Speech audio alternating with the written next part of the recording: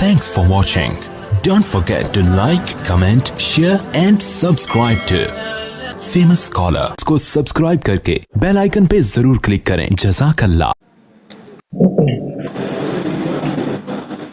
अच्छा जी, बिस्मिल्लाहिर्रहमानिर्रहीम। Monday class first section.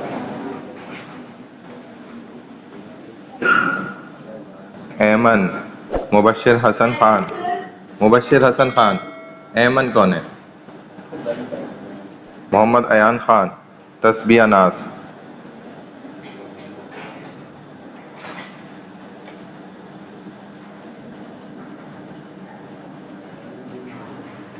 Monday class second section है।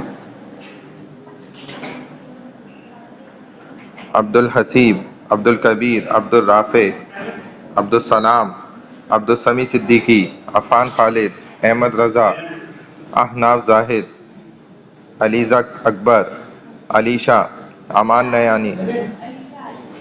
आ रही है तो उसको आने दो, एम्बुलेंस भेजो। अमान नयानी, अनस अहमद मजहरी, अनस शेख, अनुषा अहमद, अक्सा अली। अनस शेख कौन है? अनस शेख मैंने कहा है, आप उस पर क्यों बोल रहे हैं? फिर इतना तो समझ होनी चाहिए। अरीशा खान, हाँ वो तो लगा दी थी मैंने। अनस शेख कौन है? अनस शेख तो नहीं है ना। अयान जमील, बिलालुल हक, ईशा खान, फवाद मोहम्मद, हाजरा मोहसिन, हम्माद खान, हमज़ा अली, हमज़ा नसीम, हमज़ा नासिर, हसन, हसान, हसान मोहम्मद सईद, हसान ताहिर, हुसैन अली असगर, हुज़ैफ़ा अहमद, हुज़ैफ़ा अली असगर, माजिन अहमद सिद्दीकी, मलाइका अमीर, महरोज़ खान। मलाइका अमीर कौन है? महरोज़ खान भी हैं।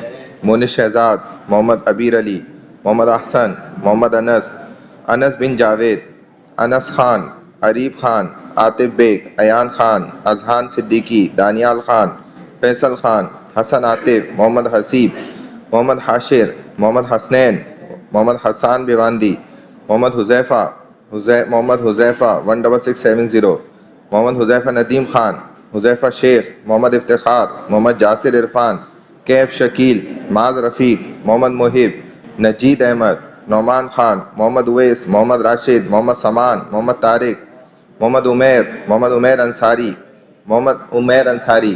मोहम्मद उज़ैर, मोहम्मद ज़ैन, मोहम्मद ज़रियाब खान, मुनीज़ा कादरी, मुस्कान, मुज़म्मिल हुसैन शाह, नबील अहमद, नताशा सोमरो, नेहा शाहिद, नुदरत अस्का, उकाशा, उसामा सिद्दीकी, औज़ान राहिल, कायमा जैदी, राफ़े अहमद, समीर खान, समीउल्लाह, सानिया जहांगीर, सानिया मसूद, शाहरुख रहमान, शाहज़े इब्राहीम, शनियाल, शानज़े खालिद, सैयद अम्मार अहमद, सैयद अम्मार अली, सैयद फ़ाहद अली ज़ैदी, सैयद मोहम्मद दानिश रिजवी, सैयद मोहम्मद हसान, सैयद मोहम्मद इब्राहिम जाफरी, सैयद साइम बिन Javed, Syed Shaheer Ali, Shahroz Hussain, Uzair Ali, Zaid Akhtar, Taha Saifuddin, Talha Habib, Umairuddin Qureshi, Uzair Ahmed, Uzair Khan, Warda Nasir, Warda Aslam, Yumna, Zaeem Khan, Zeeshan. Monday class third section है।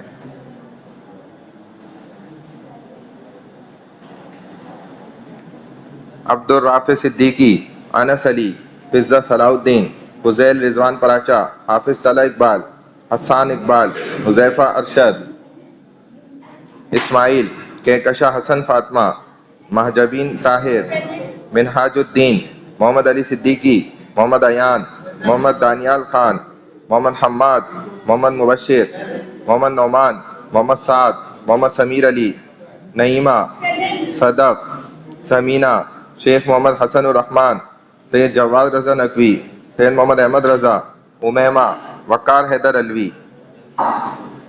Monday class last fourth section है।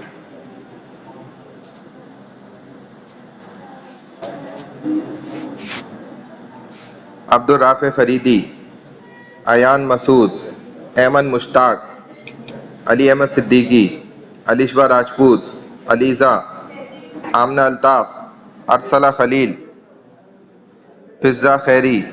आमना अल्ताफ़ है? नहीं है।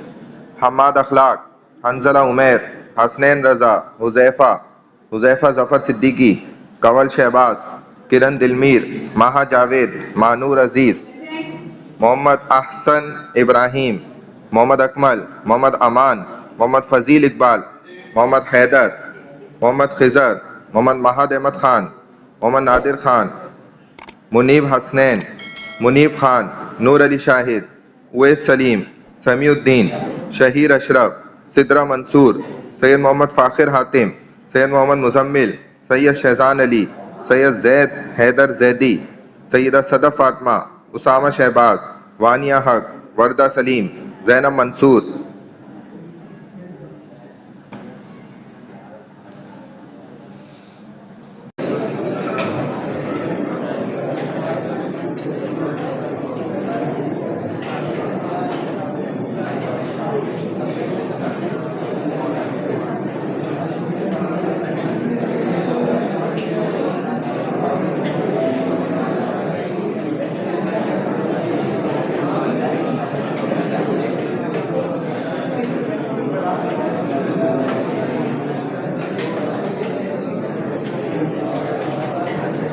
अल्लाहु अकबर। हाँ,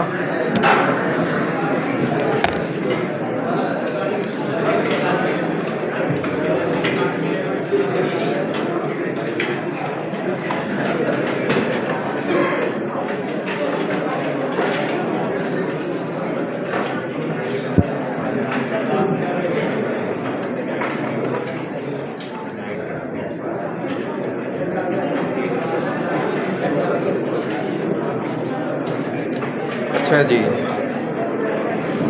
बिस्मिल्लाहिर्रहमानिर्रहीम। नहमदुहु व नुसल्ली व नुसल्लिमु अला रसूलिल करीम। अम्मा बाद, अऊज़ु बिल्लाहि मिनश शैतानिर रजीम। बिस्मिल्लाहिर्रहमानिर्रहीम। हम्दन कसीरन तय्यिबन मुबारकन फीह। रब्बि इश्रह ली सदरी व यस्सिर अमरी वाहलुल उक़दतम मिन लिसानी यफ़क़हू क़ौली। रब्बि यस्सिर व ला तुअस्सिर व तम्मिम बिल खैर व बिका नस्तईन। या फत्ताहु या फत्ताहु या फत्ताह। अच्छा जी,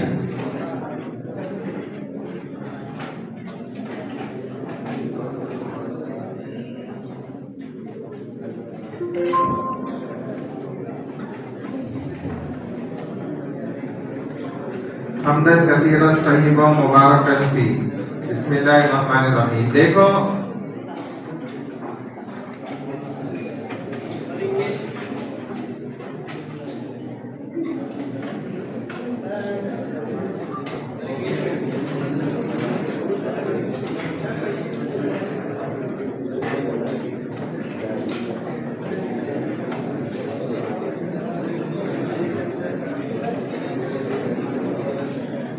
अच्छा भाई, अदिल्ले अरबा,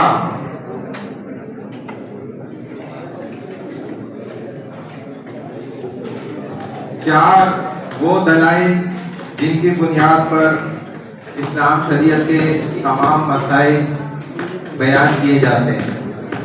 ठीक है, जो आपके पेपर में इसका जिक्र भी आया था और आपको अपने फर्स्ट क्लास में बताया भी था कि ये वो चार अहकाम जिनकी बुनियाद पर इस्लाम शरीयत के मसाइल का इस्तेमाल होता है, यानी कि उन मसाइल को निकाला जाता है, देखा जाता है।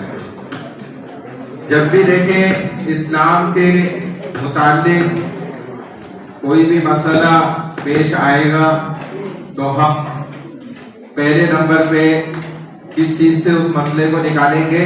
कुरान से। दूसरे नंबर पे हदीस से, और तीसरे नंबर पे इजमा से, और चौथे नंबर पे कयास से। ये फोर सोर्सेस ऑफ शरिया हैं जिनको हम क्या कहते हैं? अदिल्ले अरबा कहा जाता है। अरबातुन अरबी में चार को कहा जाता है और अदिल्ला कहते हैं दलाइल को। दलाइल की जमा है। वाहिद, इस्नान, सलासा अरबा, यानी के 4 वो अहकामात जिनसे पूरी शरीयत का इस्तेमाल होते हैं, पूरी शरीयत के मसाइल इन 4 सोर्सेस के अलावा किसी 5वें सोर्स से नहीं पता चलते। ये सिर्फ 4 है।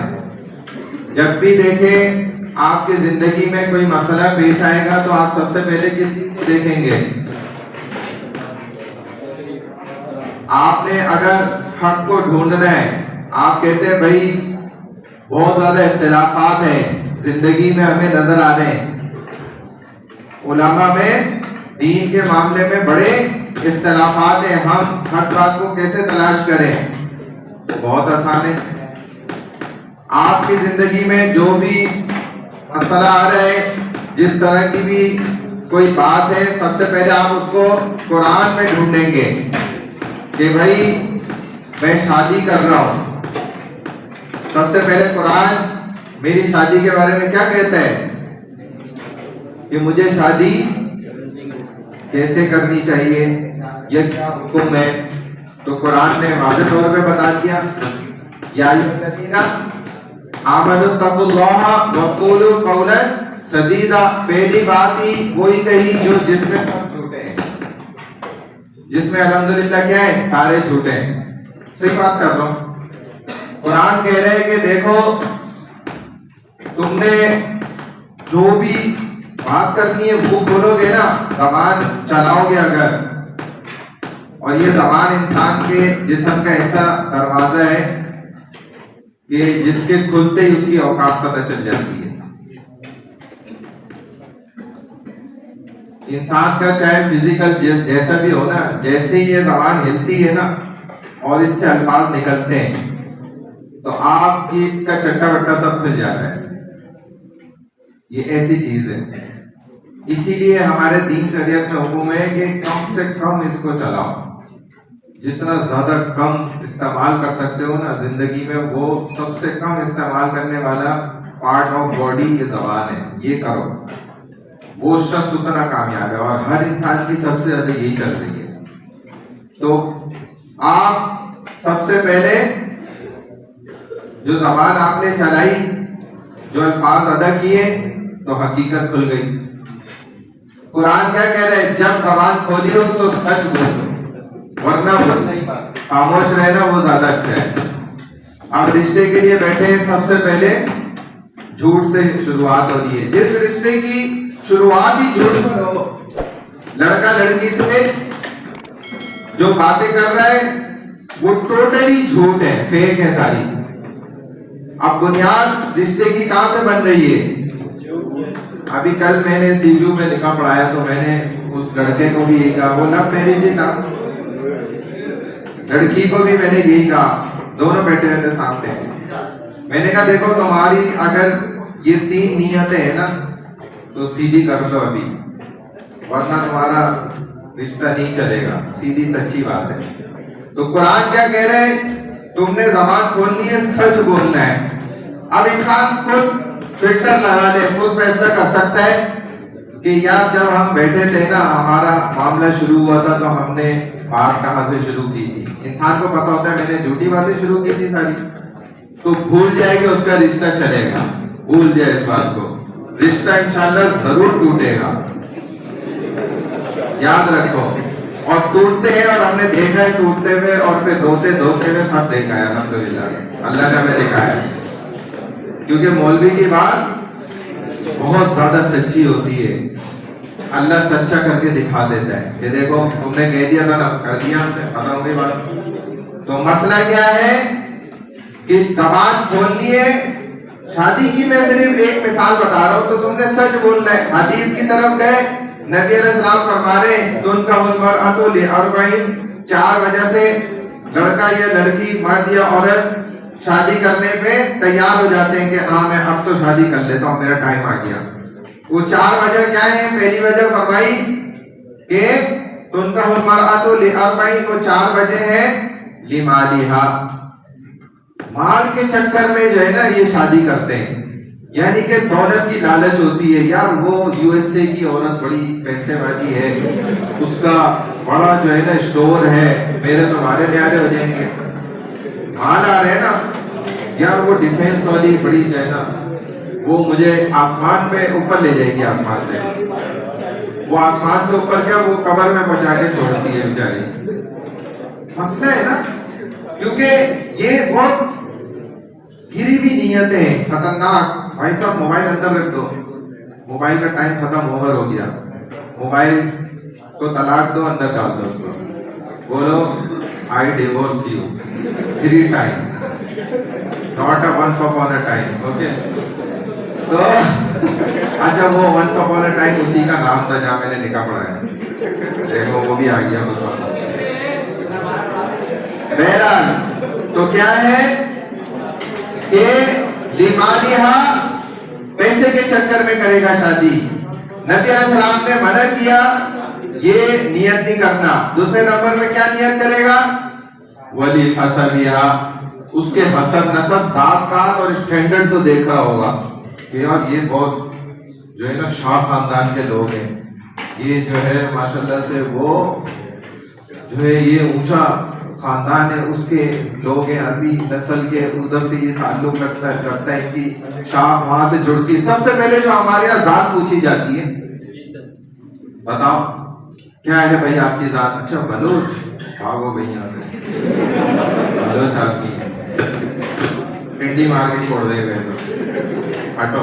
तो बहरहाल नबी अलैहिस्सलाम ने मना फरमाया, लिमालिहा वली हसबिहा वली जमालिहा। तीसरे नंबर में फरमाया लव मैरिज, नबी अलैहिस्सलाम ने नहीं पसंद की, आप अलैहिस्सलाम ने इसको नापसंद फरमाया। मैं हराम हलाल की बात नहीं कर रहा कि आप बोले यार ये मुफ्ती साहब ने इसको नाजायज कर दिया, दूसरे मुफ्ती तो कहते हैं कि अच्छी बात है और कल लोग कुछ नहीं होता। मैं तो ये नहीं कह रहा कि ये हराम है, लेकिन आप अलैहिस्सलाम ने इसको नापसंद किया। इसका मतलब क्या है कि जिंदगी में यही काम नहीं पड़ा हुआ भाई, इसी के पीछे लगे रहो, छोड़ो ये साइड की चीजें, ये खुद ही होती है। पसंद शादी के बाद शुरू होती है, जहां शादी से पहले शुरू होती है वो रिश्ते टूट जाते हैं। ये आप याद रखें मेरी बात जिंदगी भर, क्योंकि आपने जो पसंद हलाल से पहले की है वो हराम है। आपने एक हराम चीज को पसंद कर लिया, यही से आपकी नियत पता चल गई कि आप किस स्टैंडर्ड के आदमी हैं, हराम चीजों को पसंद करने वाले। पता चला नहीं चला, अगर मेरे अल्फाज को गौर करोगे तो मैं खुद समझ आ जाएगी सारी बात कि तुम खुद ये साबित कर रहे हो, शो कर रहे हो कि जनाब मुझे हलाल लोग पसंद नहीं, मुझे हराम पसंद है, मुझे हलाल चीजें पसंद नहीं, हराम चीजें पसंद है। खुद लड़की सोचे ना यार मैं इसके लिए हराम हूं और ये हराम चीज पसंद कर रहा है, बेवकूफ का बच्चा। वो भी बेवकूफ की बच्ची इधर ही आ रही है। नहीं समझ आ रही तुम्हें मेरी बात, मैं तो कोशिश कर रहा हूँ कानों की मैल हटा के तुम्हें समझाऊं। तो जो चीज भाई तुम्हारे लिए देखो निकाह में आ गई तो अब क्या है, हलाल हो गई। अब तुम कहते हो जी मैं आपको पसंद करता हूँ, तो अब समझ आई यार इस बंदे का स्टैंडर्ड है। जो मौलवी करता है वो शादी के बाद कहता है जी मैं आपको पसंद करता हूँ, शादी के बाद वो निवाला मुंह में डालता है, शादी के बाद वो प्यार मोहब्बत करता है, जो भी होता है। आप पहले करके साबित करते हो हम बहुत पढ़े लिखे लोग हैं, इतने पहुंचे में कि देखो हर 2 नंबर माल मैं पसंद करता हूँ। तो अल्लाह तुम्हें फिर वैसे ही देगा ना, अल्लाह के बंदे तुम जैसे हो तुम्हारे साथ वैसा फैसला होगा। अगर तुम जायज हलाल और 1 नंबर चीज तुम खुद बनोगे तो तुम्हें फिर अल्लाह देगा भी वैसा। तो ये बेवकूफी क्यों करते हो कि एक हराम चीज को पसंद कर रहे हो यार। इंसान और खुसूसन मुसलमान इतना गिरा पड़ा नहीं होता, हम तो नहीं मानते इस बात। तो हलाल काम करना सीखो, तुम हलाल हो अल्हम्दुलिल्लाह, तुम्हारे वालिदैन ने बहुत अच्छे काम किए हैं, तो तुम उनके रास्ते पे चलो। उन्होंने ये गलत काम नहीं करे। नबी अलैहिस्सलाम के पास जो सहाबी आए, या रसूल अल्लाह मुझे ज़िना की इजाजत दे, आप अलैहिस्सलाम से पूछ रहे हैं जिस नबी की इतनी हैबत है कि जिससे जानवर डरते हैं, यानी कि मोहब्बत से आकर सजदा करने को दिल करता है उनका। जानवर कह रहे हैं, ऊंट कह रहे हैं, नबी अलैहि सलाम मना फरमा रहे। इतनी ज्यादा उनकी हैबत है। उनसे आगे उस साहबी ने इतनी जुर्रत करी, अल्लाह ने डाली उनके दिल में इतनी ताकत कि आके कह रहे या रसूल अल्लाह मुझे वो फलानी औरत से जिना की इजाजत दे दे, परमिशन दे दे। नबी अलैहि सलाम ने उनको ऐसे यूं प्यार करा पीछे और कहा, करीब करा। साहबा बैठे थे ना, करीब करके कहा कि क्या तुम्हें पसंद है तुम्हारी जो है बीवी से कोई जिना करे? तुम फलाने की बीवी से करना चाह रहे हो ना? कहा नहीं या रसूल अल्लाह, ऐसा मैं कैसे पसंद कर सकता हूँ? कहा कि तुम्हें पसंद है तुम्हारी बहन से करे, तुम्हें पसंद है तुम्हारी बेटी से करे, तुम्हें पसंद है तुम्हारी माँ से करे। नहीं या रसूल अल्लाह, ऐसा कैसे हो सकता है? तो कहा दूसरे भी ये पसंद नहीं करते, वो भी हलाली हैं, वो भी कभी नहीं ये चाहेंगे कि उनकी बहन, अच्छा जब अपनी तरफ हो तो ये मसला है, जब दूसरे की तरफ चला जाए तो कुछ और मसला है। ये क्या बात हुई? ये किस खेती के मूली? क्या तुम दो कश्तियों के सवार एक में सवार हो जाओ? तो जैसा तुम कर रहे हो ना उस जगह अपने आप को रखो और फिर सोच लो कि अगर ऐसा मेरे साथ हो जाए तो फिर क्या होगा। अगर तुम्हें खुशी होती है तो वेल एंड गुड, फिर तो तुम्हारे मारे न्यारे हैं, तुम बेहयाई की हदों को सरहदों को पार करके जा चुके हो, फिर तुम्हें कोई नहीं, किसी का बाप भी नहीं रोक सकता। हाँ, अगर तुम में इतनी सी भी हया है, गैरत है तो तुम रुकोगे। बहरहाल हमने कुरान से देखा, हदीस से देखा, तीसरे नंबर पे हमें इज्मा पे देखना पड़ेगा और चौथे नंबर पे कियास पे जाते हैं। अगर आपको किसी भी जिंदगी के मसले का हल कुरान से मिल गया तो वो सबसे ज्यादा ऑथेंटिक है, आपको हदीस की तरफ जाने की भी जरूरत फिर नहीं है। हाँ, हदीस की तरफ सिर्फ हम इस वजह से जाएंगे कि उसकी डेफिनेशन को देखने के लिए, तफसील को देखने के लिए, समझने के लिए, और फिर इज्मा की तरफ नहीं जाएंगे। किसी जिंदगी के मसले का हल आपको कुरान में नहीं मिला और हदीस में मिल गया तो अब आपको इज्मा की तरफ जाने की जरूरत नहीं है, थर्ड ऑप्शन के लिए, फोर्थ ऑप्शन के लिए कियास की तरफ जाने की जरूरत नहीं है। अगर आपको कोई मसले का हल ना कुरान से मिला ना हदीस से मिला, अब आप इज्मा की तरफ जाएंगे। इज्मा से अगर उस मसले का हल मिल गया तो ठीक है, वेल एंड गुड। नहीं मिला, कुरान से भी नहीं मिला, हदीस से भी नहीं मिला, इज्मा से भी नहीं मिला, तो चौथे नंबर पे हम मजबूरन कहां जाएंगे? कियास की तरफ जाएंगे। कुरान आपको पता है कह रहे कि भाई देखो, अतिउल्लाह व अतिउर रसूल, अल्लाह उसके रसूल की इताअत करो, फरमाबरदारी करो।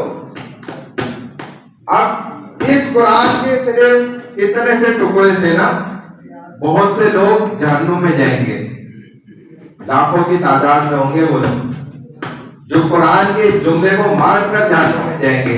कैसे? मैं भी समझा देता हूँ, बहुत सिंपल है कि इस टुकड़े को लेकर कुरान के लोग फितने में पड़ गए कि भाई देखो, कुरान अल्लाह खुद कह रहे हैं कि सिर्फ तुमने किस किस की माननी है?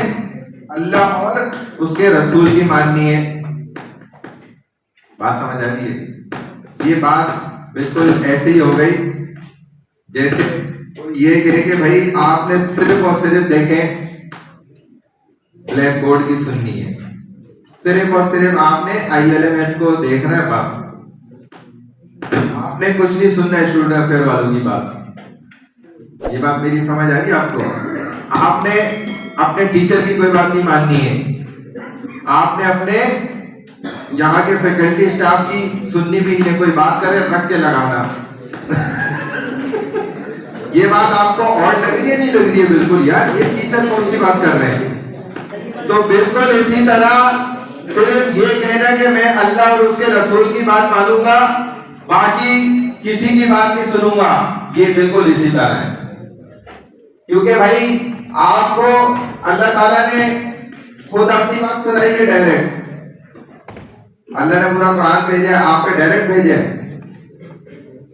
उस फितने का जवाब दे रहा हूं जो ये कहते हैं सिर्फ हमने अल्लाह की सुननी है, अल्लाह की माननी है और रसूल की माननी है, बस उसके अलावा किसी की नहीं सुनेंगे।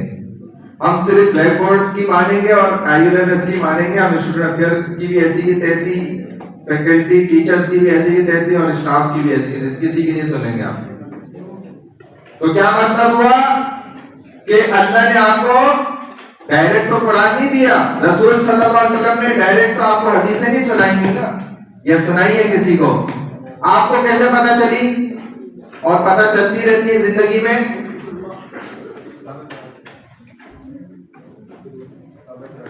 नबियों से सहाबा सुनते थे। अल्लाह ने कुरान नबी पाक अलैहिस्सलाम पे बराह रास्त भेजा जिब्राइल के जरिए। सहाबा देख रहे हैं, जिब्राइल पढ़ा रहे हैं, सिखा रहे हैं, समझा रहे हैं। नबी अलैहिस्सलाम आगे सहाबा को सिखा रहे हैं। सबसे पहली सीढ़ी सहाबा है। इन लोगों ने इनकार कर दिया कि भाई हम अल्लाह को मानेंगे, उसके रसूल को मानेंगे, किसी साहबी को नहीं मानेंगे, किसी औलिया वलीउल्लाह अल्लाह वालों को, उलमा को, किसी को नहीं मारेंगे, सबको हटाओ बीच से। तो भाई तुम्हें वो चढ़ाएगा सीढ़ी के ऊपर, सेंसर किए ना। कौन चढ़ाएगा तुम्हें सीढ़ी के बगैर? आसमान पे कैसे चढ़ोगे भाई? यही हजरात तो सीढ़ी है। जब सीढ़ियां हटा दोगे तो, अगर सीढ़ियां हटा दो, लिफ्ट हटा दो, कैसे यहाँ पहुंचोगे बताओ? बंदरों की तरह लटक क्या होगे?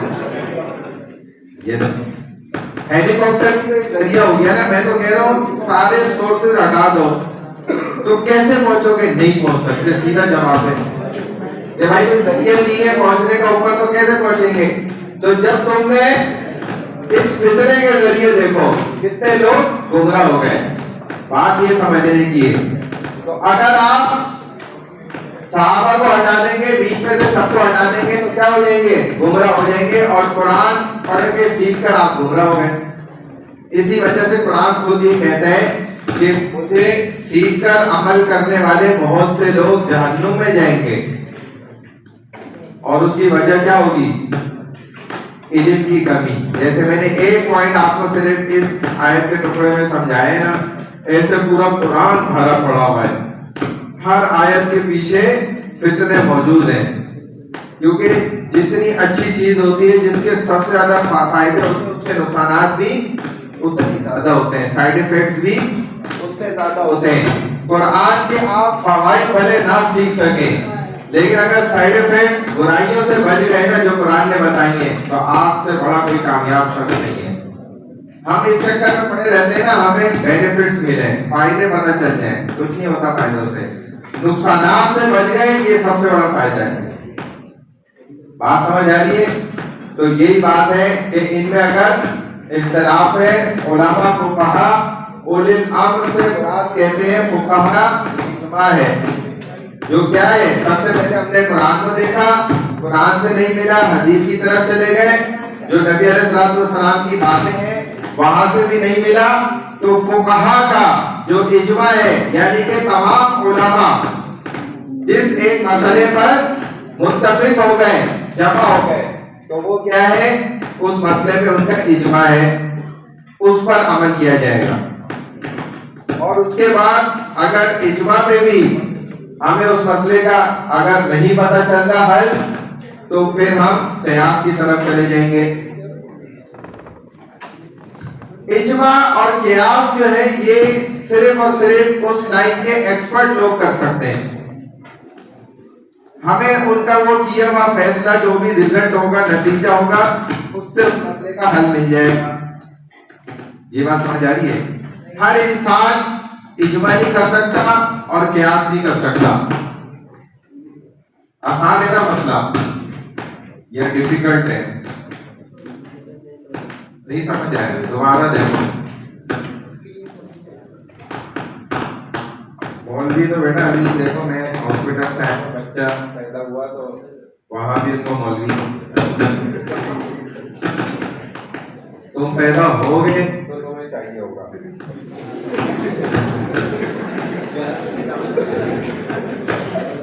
जब तुम मर जाओगे तब भी तुम्हें चाहिए होगा। जब तुम जिंदगी के अहम मोड़ टर्न ले रहे होगे ना, तब भी तुम्हें मौलवी चाहिए होगा। जब तुम पैदा नहीं भी हुए थे ना, उस वक्त भी तुम्हें मौलवी चाहिए था। जब तुम मर के तुम्हारी रूह वहां पहुंचेगी ना आखिरत में, उधर भी तुम्हें मौलवी चाहिए होगा। तुम जन्नत में पहुंच जाओगे तब तुम्हें भी फरिश्ते बताएंगे कि ये चीज तुम्हें हम भी नहीं समझा सकते, मौलवी ढूंढो वो तुम्हें समझा सकता है। जब आपके एक बहुत सारे जुमले सुन के कान खड़े होंगे ना वहां, तो आप बोलेंगे भाई ये हमें कौन समझाएगा। जन्नत के अंदर की बात कर रहा हूँ, हदीस में आता है वहां भी तुम अपने उलमा को ढूंढोगे, और उधर जो लोग जले कुड़ेंगे ना मौलवियों से, वहां भी होगा उनकी दावतें देखकर, यार ये इतने पहुंचे हुए लोग थे, हम इनको क्या समझते थे, अल्लाह की नजर में ये खास लोग थे, अल्लाह ने इनको क्या मकाम दे दिए। वहां भी देख देख के तुम जैसे यहाँ बिल्डिंगें देखते हो, पगड़ियां गिर जाएंगी अगर वही सर पे नहीं हुई तो वो अलग मसला है। अल्लाह ने तो पहनाई है, अल्लाह ने तो बादशाह बनाया है, आपने खुद अपने आप को दूसरा बना दिया तो वो अलग मसला है। ये सर ढकना जो है ये हमारे लिबास का हिस्सा है ना, और ये अल्लाह ने हमें बादशाहत का ताज पहनाया हुआ है हमारे सरों के ऊपर। आप भले कैप पहन लें, भले कोई मसला नहीं, टोपी नहीं आपको अच्छी लगती आप कैप पहने। नबी अलैहिस्सलाम सर पे 3 शील्डें पहना करते थे, 3 आपकी प्रोटेक्शन होती थी अपने दिमाग के ऊपर। सर है ना, दिमाग है ना यहाँ जिधर अकल होती है, उसके ऊपर 3 प्रोटेक्शन होती थी। आपके ये मोबाइल पर आप देखें वो चढ़ाते हैं ना ऊपर प्रोटेक्टर, क्योंकि गिर जाए तो स्क्रीन बच जाए, और आप गिर जाए और जो आप ये चल फिर रहे हैं तो आसमान से साइंस भी मानती है बात रेस उतर रही है। ये हमारे बहुत से नौजवान गंजे क्यों हो जाते हैं बेचारे बीच से, वो यही तो मसला है। ये देखो बीच से गंजा हूँ, मौलवी आप देखें अक्सर गंजे नहीं होते, उसकी वजह क्या है, हम बचपन से ना सर ढाकते हैं। औरतें कितनी शिकायत करती हैं बाल गिरने की, गंजी औरत है कोई लड़की है मैं गंजी, एक भी नहीं मिलेगी, ढूंढ लो, सब खुद बता देंगी भाई अल्लाह का शुक्र है। हालांकि सबसे ज्यादा शिकायत करती हैं बाल इतने गिरते हैं, ये हो गया वो हो गया, आसमान सर पर, लेकिन अल्हम्दुलिल्लाह इनमें गंजी कोई नहीं होती। उसकी वजह क्या है, सर ढकती है। मौलवी गंजे क्यों नहीं होते, सर ढकते हैं। जो भी इंसान सारी जिंदगी सर ढकेगा अपना, ये अल्लाह ने इज्जत दी है, वो गंजा नहीं होगा। अब हो सकता है आजकल की औरतें गंजी हो रही हो क्योंकि उन्होंने पर्दा जला दिया, फेंक दिया उठा के, जब फेंक दिया तो वो गंजी भी हो जाएंगी, उसमें क्या मसला है। तो ये अल्लाह की ये तिबे नबवी है। नबी अलैहिस्सलाम का जो हिकमत है ना, जो मेडिकल है आप अलैहिस्सलाम की, उसका ये एक बहुत छोटा सा मैं आपको नुस्खा बता रहा हूँ, ये उसमें से पता चलती है हमें ये बात। वो जिंदगी की कितनी बातें उसके अंदर मौजूद हैं, अगर इंसान उन पर अमल करे वो कभी डॉक्टर के पास ना जाए। जैसे अल्हम्दुलिल्लाह मैं आज तक डॉक्टर के पास अपने मामले को लेकर नहीं गया, अल्हम्दुलिल्लाह। एक दफा मेरी बात मुझे अच्छी तरह याद है, मुझे जबरदस्ती लेकर गई थी, मुझे टाइफाइड था, मैं उस वक्त भी नहीं जा रहा था, मेरा अल्लाह गवाह है, मुझे पूरा यकीन था मैं वैसे ही ठीक हो जाऊंगा इंशाल्लाह, और जब वैसे हो भी जाता था अल्हम्दुलिल्लाह। वो मेरी वालदा खींच कर लेकर गई थी मुझे डॉक्टर के पास, मोहल्ले का हमारा डॉक्टर था। तो मेरे डॉक्टर को जाके उन्होंने बताई ये बात, उसने पूछा कि भाई ये कभी नजर नहीं आता था, यहाँ आ जाए।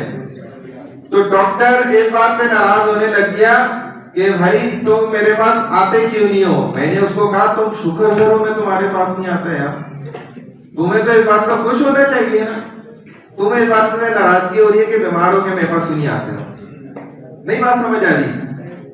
हुजूर अलैहिस्सलाम के वक्त में एक डॉक्टर आ गया था गलती से, तबीब, वो परेशान हो के 6-8 महीने वो भागा वहां से। उसने पूछा कि यहाँ पे क्या मसला है, लोग बीमारी नहीं होते। बताया गया कि तिबे नबवी पे लोग चलते हैं इसलिए बीमार नहीं होते। यहाँ हमारे अल्हम्दुलिल्लाह देखें कितने लोग माशाल्लाह बीमार होते हैं। डॉक्टरों की बिजनेस देखें कैसा चल रहा है माशाल्लाह, जबरदस्त अंदाज पे रन कर रहा है। हर बंदा, हर मर्द, हर औरत डॉक्टर बनने को तैयार है, क्योंकि क्या है पैसा बहुत है, 2 नंबर ही बहुत है, धोखेबाजी भी बहुत है, ड्रामेबाजी भी बहुत है। लेकिन ये बहरहाल गलत है। आप अपने आप को इतना ताकतवर बनाएं, आपका जिस्म बहुत ताकतवर हो सकता है अगर आप चाहें। आप उसके लिए बड़ी से बड़ी, मैं दवाइयाँ खाता ही नहीं हूँ अल्हम्दुलिल्लाह। मैं आपके सामने खड़ा हूँ, मैं दूसरे की क्या बात करूँ। अल्लाह का शुक्र है मेरे पेट में आज तक दर्द नहीं हुआ अल्हम्दुलिल्लाह। मेरे सर में आज तक दर्द नहीं हुआ। ये मैं आप वाहिद क्लास है जिसको मैं ये कुछ बातें बता रहा हूँ, ये मैं आपको अपनी बात बता रहा हूँ अल्हम्दुलिल्लाह। क्योंकि असल दिन जो बातें बताते हैं वो हमें पता ही नहीं है, तो हम कैसे अपने जिस्म को फिट रखें। आप समझते हैं मैं जिम कर लूं फिट हो जाऊंगा, मैं वर्जिश कर लूं मैं फिट हो जाऊंगा, नहीं होंगे आप फिट ऐसे। या आपका जिस्म फिट हो जाएगा, आप फिट नहीं होंगे कभी भी। आप फिर भी अपने टाइम पे ही मर जाएंगे, हो सकता है वक्त से पहले ही मर जाए।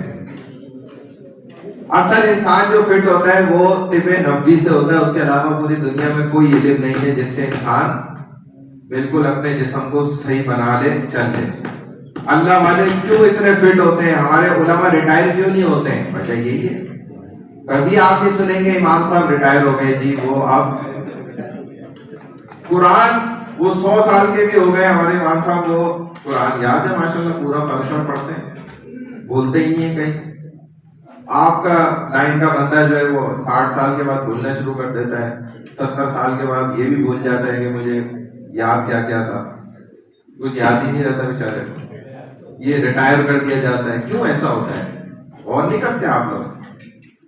आप समझते हैं इंसान को रोजाना वॉशरूम जाना चाहिए, तिबे नबी कुछ और कहता है।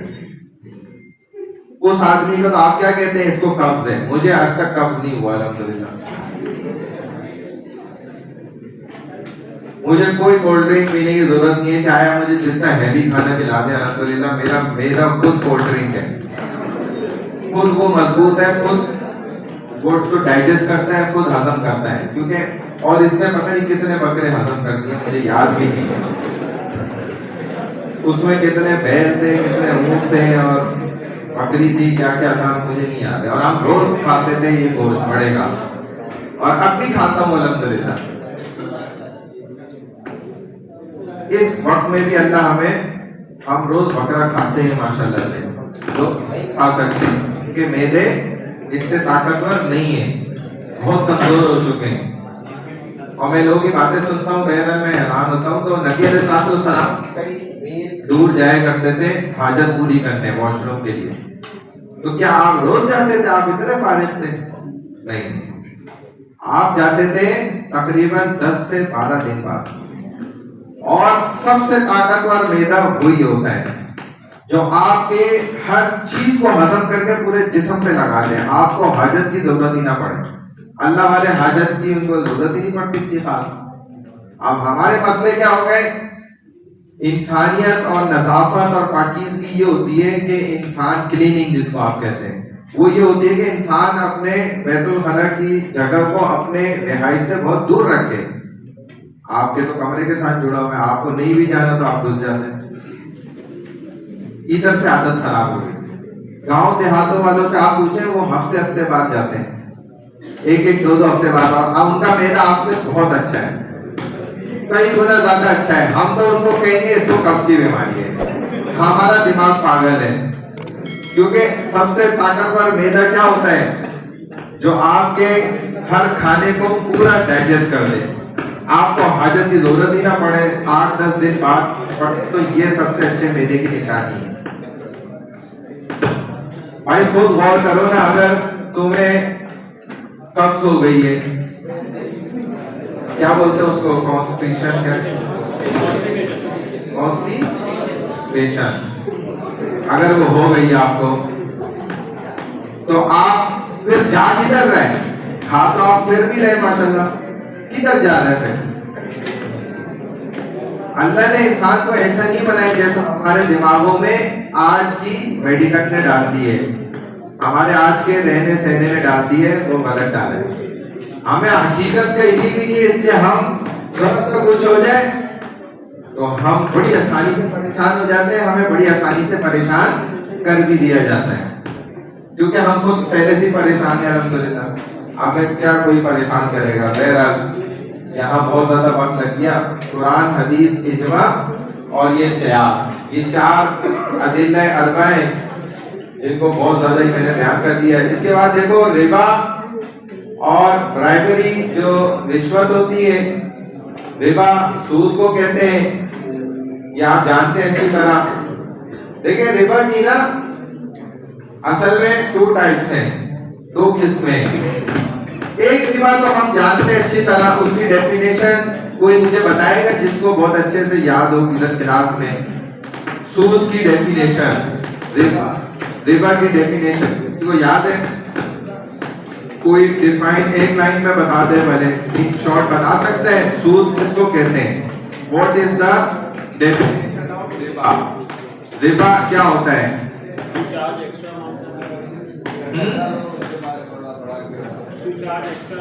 पैसे पर पैसा और टू चार्ज एक्स्ट्रा अमाउंट, और बगैर मेहनत के पैसा कमाना, इसको भी लोग सूद कहते हैं। लोग कहते हैं, मैं ये बात बता रहा हूं। और क्या होता है सूद? रिबा। हाँ बताते हैं। कुरान क्या कहता है? अज़ाफ़ा मुज़ाफ़ा, बहुत ज्यादा बढ़ा चढ़ा कर लेना, यानी कि कम ले लेने का कोई मसला नहीं है। ये सवाल वहां से पैदा होता है कि अगर सूद कम मिकदार में ले लिया जाए, अगर रेशो कम हो, तो कुरान खुद तो कह रहा है कि ज्यादा मत लो, आ जाने, और कम ले लो, इसका मतलब नहीं। इसका मतलब है कि भाई अगर तुम ज्यादा नहीं ले सकते तो इसका मतलब है कि कम तो ले ही नहीं सकते बिल्कुल भी। बात समझ आ रही है ना? अगर एक काम आपको ज्यादा करने से मना किया जा रहा है, इसका ये मतलब थोड़ी होता है कि थोड़ा सा कर सकते। इसका मतलब ये होता है कि आप बिल्कुल भी नहीं कर सकते। अल्लाह ने क्या कहा? बढ़ा चढ़ा के नहीं ले सकते सूद। बहरहाल सूद की जो असल डेफिनेशन है, तारीफ है, वो इन वर्ड अगर देखा जाए तो इंक्रीजमेंट, एडिशन, ये सारा कुछ आप कह सकते हैं। और अगर थोड़ा सा इसको तफसील में ले जाओ तो सूद हकीकत में हमारे जहनों के मुताबिक भी वो तारीफ हमें समझ में आती है बहुत जल्दी कि किसी को कर्ज देकर उस पर एक्स्ट्रा अमाउंट चार्ज करना। आपने किसी को कर्ज दिया और उस पर इजाफी आपने पैसा ज्यादा करके उससे शर्त के साथ दिया। मिसाल के तौर पे मैंने इनको 10,000 रुपए, इन्होंने मुझसे कर्ज मांगा, मैंने इनको कर्ज दे दिया, कहा भाई आप मुझे जो है वो 11,000 रुपए वापस करेंगे। बात समझ आ रही है? तो ये 10,000 में 1,000 जो बढ़ गया वो क्या है? सूद हो गया। क्योंकि मैंने क्या करा, इनसे जो कर्जा मैंने इनको दिया उस पर मैंने पहले से कहा कि भाई इतने पैसे मैं आपसे ज्यादा लूंगा, चाहे वो पैसे फिक्स हो या फिक्स ना भी हो। मैं इनको परसेंटेज रखूं कि भाई इस पर आप मुझे 3% देंगे, 1% देंगे, तो वो तब भी सूद ही है। सर जैसे कि ये अभी जो कुरान जो कह रहे हैं ज़्यादा मिक़दार में सूद, तो सर जैसे बैंक वालों की ये थिंकिंग है इसके पीछे, जो वो लोग जैसे लोन दे रहे थे उसके ऊपर कुछ मिनिमम अमाउंट में वो लोग चार्ज करते हैं सूद, सर ये उसी से हाँ गलत है। अगर देखें उसको इन्होंने लिखा भी है ना तो वो गलत ही है, क्योंकि कुरान क्या कहता है कि आप ज्यादा नहीं लें, तो इसका मतलब है कि थोड़ा तो ले नहीं सकते बिल्कुल भी। नहीं बात समझ आ रही? हाँ जी, एक मिनट। हाँ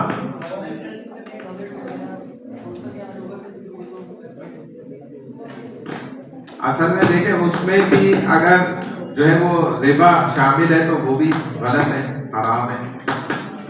भले वो फ्लैक्चुएट हो ऊपर नीचे हो, वो इतना वो मसला नहीं है।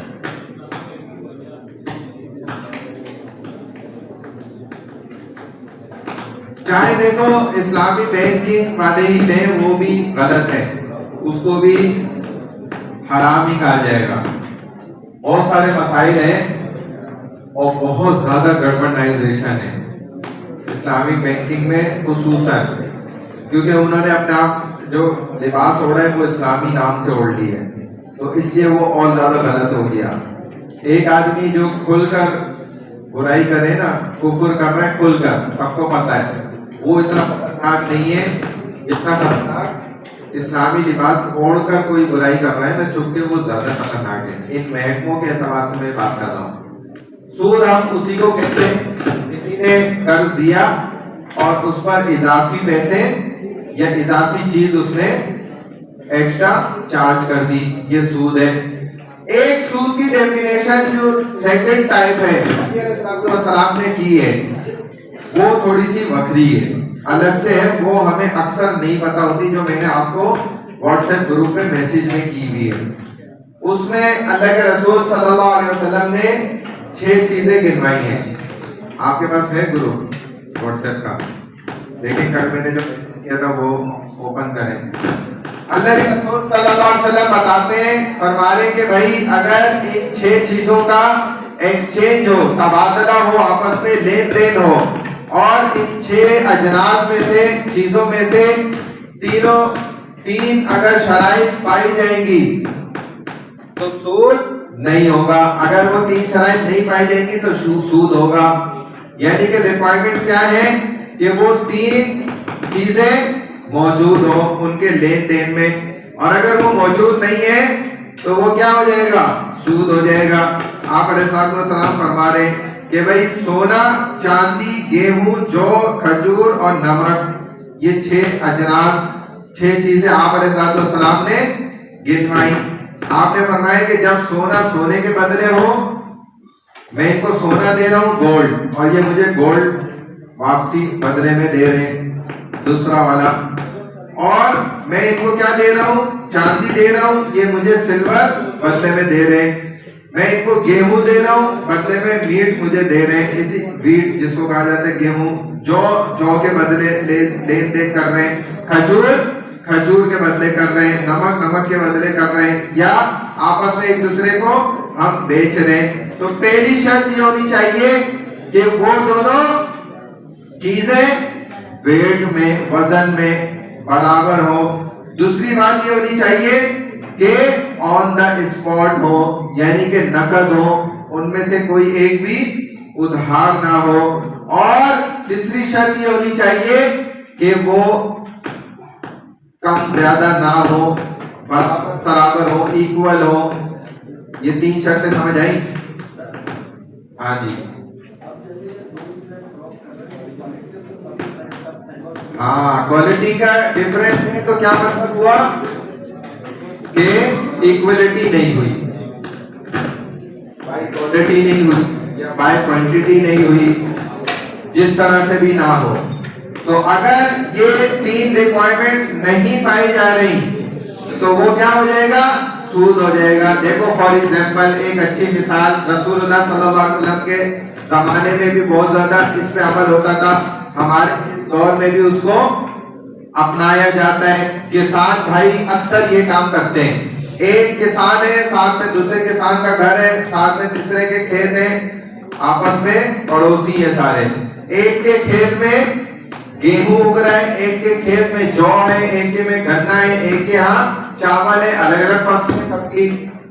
तो अब क्या करता है, एक की पास जो चावल निकला उसने अपना साल भर का चावल रख लिया, और अब वो सिर्फ पूरे साल चावल थोड़ी खाएगा, वो गंदम भी तो इस्तेमाल करेगा, आटा भी तो खाएगा ना, रोटी भी तो खाएगा, चावल थोड़ी रोज खाएगा। अब वो क्या करता है, एक्सचेंज करते हैं चीजें कि भाई ये तुम 1 साल का मुझसे चावल ले लो और मुझे 1 साल का गंदम दे दो, ताकि हम रोटी भी खाएं ना।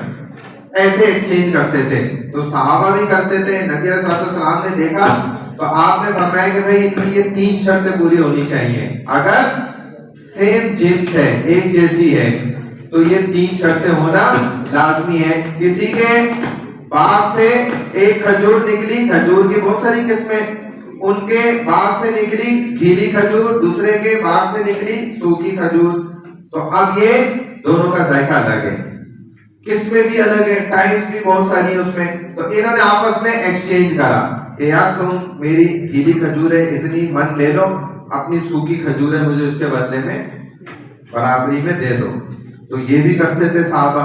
तो नबी अलैहिस्सलाम ने फरमाया कि अब क्या होगा, इनमें में ये 3 शर्तें पाई जाएंगी तो ये सूद नहीं होगा। अगर एक भी शर्त नहीं पाई गई तो वो सूद हो जाएगा, वो भी सूद होगा।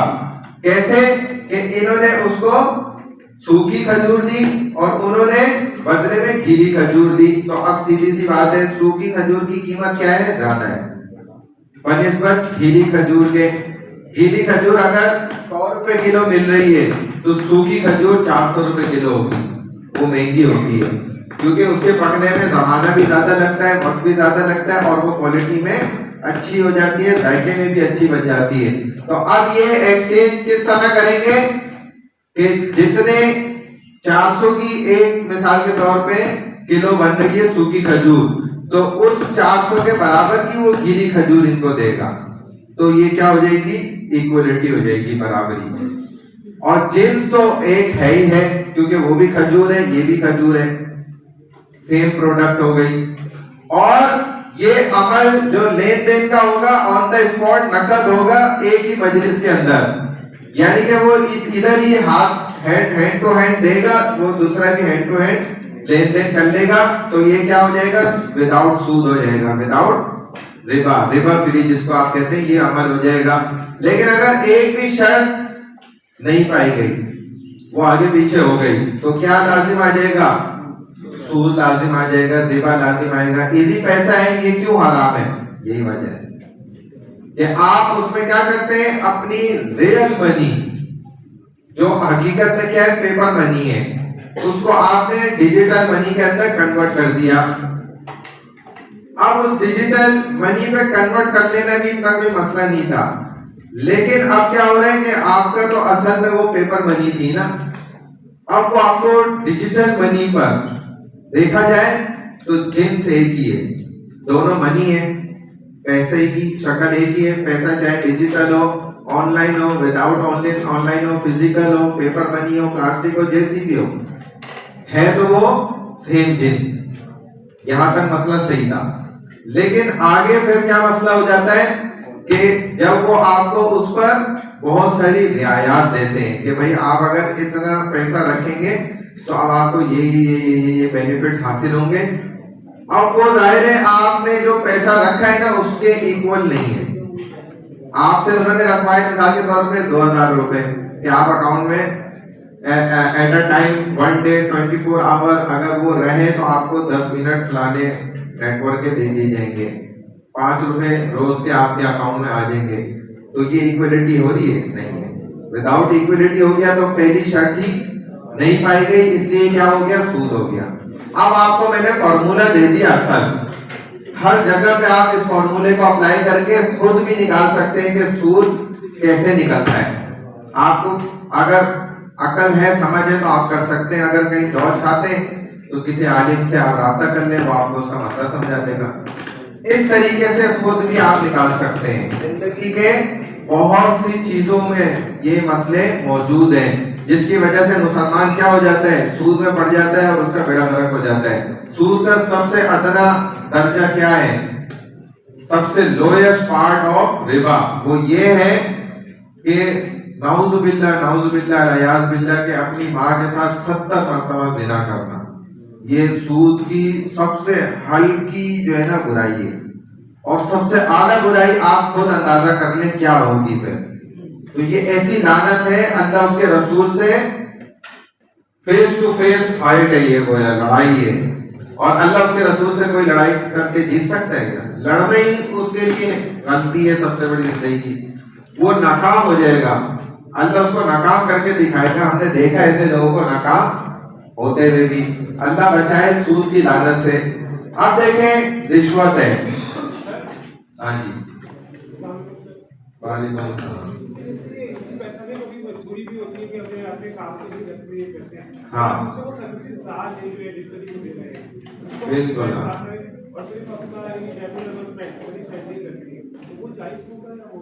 हाँ देखें मुत्तफक फैसला जो इस पर है ना, वो उलामा ये कहते हैं कि भाई मुनासिब ये है कि इजी पैसा अकाउंट ना रखा जाए। अब अगर किसी का है ना पहले से, तो उसको ये इजाजत दी जाती है कि आप उसको ये तमाम फैसिलिटीज हासिल किए बगैर इस्तेमाल कर लें, ये आपकी फिर मजबूरी है। आप एक फैसिलिटीज के चक्कर में नहीं पड़े। अगर किसी गलती से आपके पास कोई मिनट्स आ भी गए, कोई फायदा आपको उन्होंने दे भी दिया, तो आप उसको यूटिलाइज ना करें, आप इस्तेमाल ना करें, उसको छोड़ दे, दफा करें, यूज ना करें। वो यूज किया जाएगा तो वो सूद है, और उससे फिर जाहिर है बेबरकती आती है और गड़बड़ आती है। हाँ,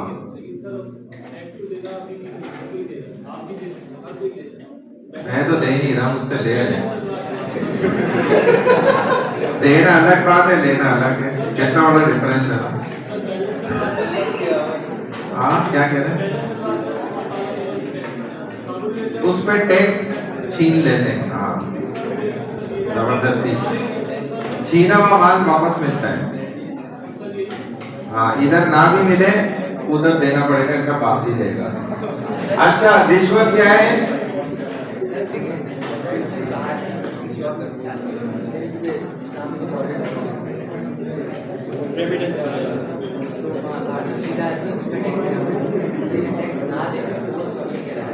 और स्मगलिंग इस्लाम में जायज है। अभी हाँ,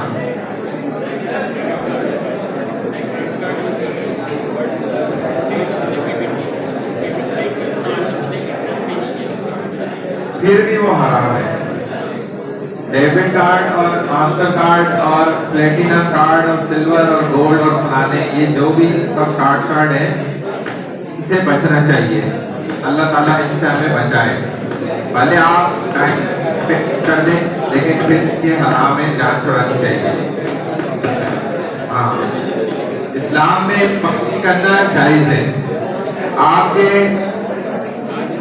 पाकिस्तान के कॉन्स्टिट्यूशन लॉस वाइज अगर वो हराम है, तो पाकिस्तान के भाई बहुत से कवानीन कुरान हदीस के खिलाफ बने हुए। ये तो इतनी बड़ी बात नहीं है। सूद देख लो कितनी बड़ी मसला है। सूद जो है आपके कानून के मुताबिक लीगल है। जो ब्लेंडर हराम चीज है, खतरनाक, वो क्या है? आपके यहाँ कानून के मुताबिक हलाल है। लेकिन इतनी बड़ी चीज जिसके अंदर आवाम का फायदा है, वो क्या है? स्मगलिंग है। स्मगलिंग में सबसे ज्यादा बेनिफिट किसको मिलता है? आवाम को मिलता है। और आपका अंग्रेजी कानून आवाम को ही बेनिफिट नहीं देना चाहता, वो किसको बेनिफिट देना चाहता है? जो अमीर है उसको और अमीर बनाना है, जो गरीब है उसको और ज्यादा खिंचका देना है, नीचे पैर के नीचे दबा के। स्मगलिंग में आवाम को फायदा होता है। अभी देखो, एक वो बच्चों की गाड़ी जो 1.5 लाख रुपए की आपको मार्केट से मिलेगी, वो हमारा दोस्त वहां से 10,000 की दे रहे हैं चमन बॉर्डर से। जो आपकी 70 करोड़ की गाड़ी है, वो वहां से आपको 40 लाख में मिल रही है। ये फायदा आवाम को हो रहा है, नहीं हो रहा है? तो अगर उसको आपकी गवर्नमेंट लीगल करे, तो यही कुरान हदीस का सही मसला ये है। हाँ,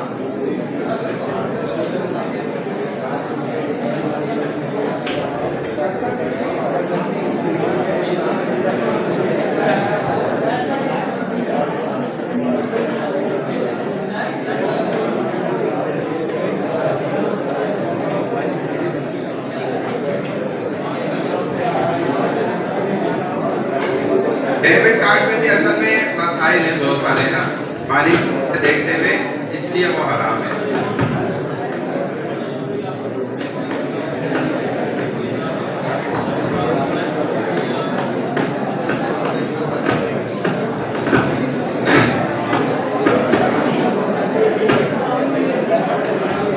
वो सही नहीं है। कार्ड गलत है। क्या सवाल कर रहे थे? बिल्कुल भाई, इस्लाम शरीयत की का मसला है।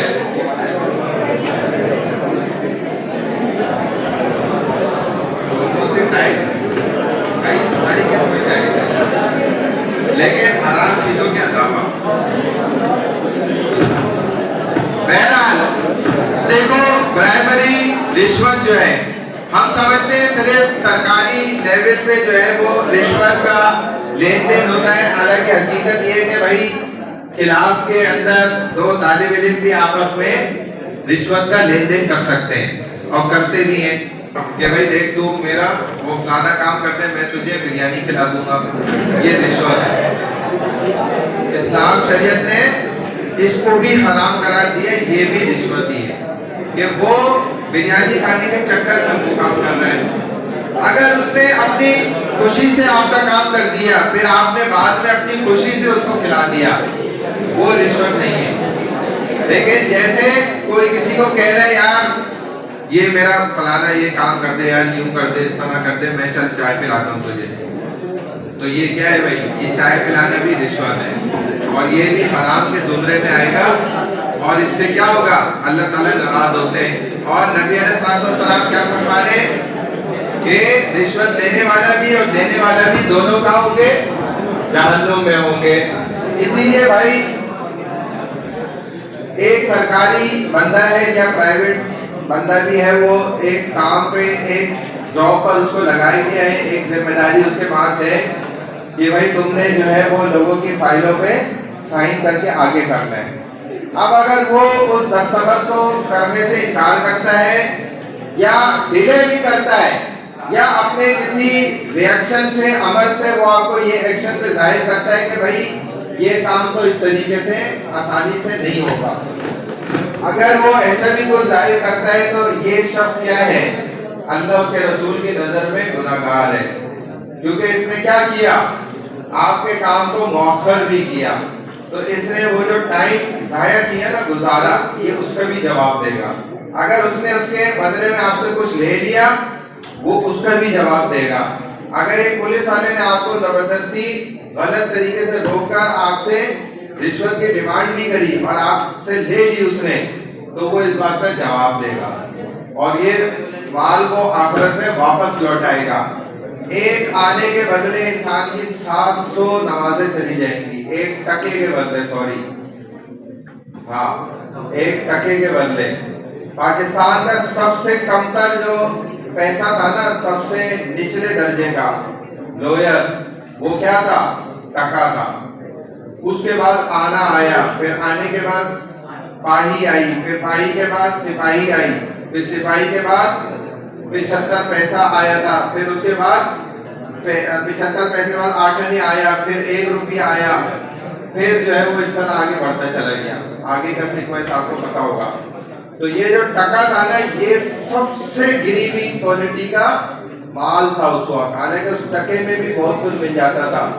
तो उसके बदले में वो क्या कर रहा है, 700 नमाजें एक टके के बदले में। और अगर रुपयों का हिसाब लगा लो तो कहाँ पहुंच जाएंगी, हजारों लाखों नमाजें ऐसे ही चली जाएंगी और हाथ मसलता रह जाएगा। बहरहाल रिश्वत अगर आपसे वो पुलिस वाले ने सड़क पे भी हासिल कर ली किसी तरह, अव्वल तो अपने आप को इतना जुर्रतमंद बनाओ, ऐसा ताकतवर बनाओ, ऐसा अपने आप को पक्का मुसलमान बनाओ कि वो आपसे रिश्वत मांगने किस मुंह से मांगे, वो ये सोचने में मजबूर हो जाए कि यार मैं किस मुंह से इस बंदे से रिश्वत मांगू, वो ये सोचने पे अंदर ही अंदर क्या हो जाए, मजबूर हो जाए और वो आपसे तकाजा ही ना कर सके कि भाई साहब मुझे रिश्वत दो।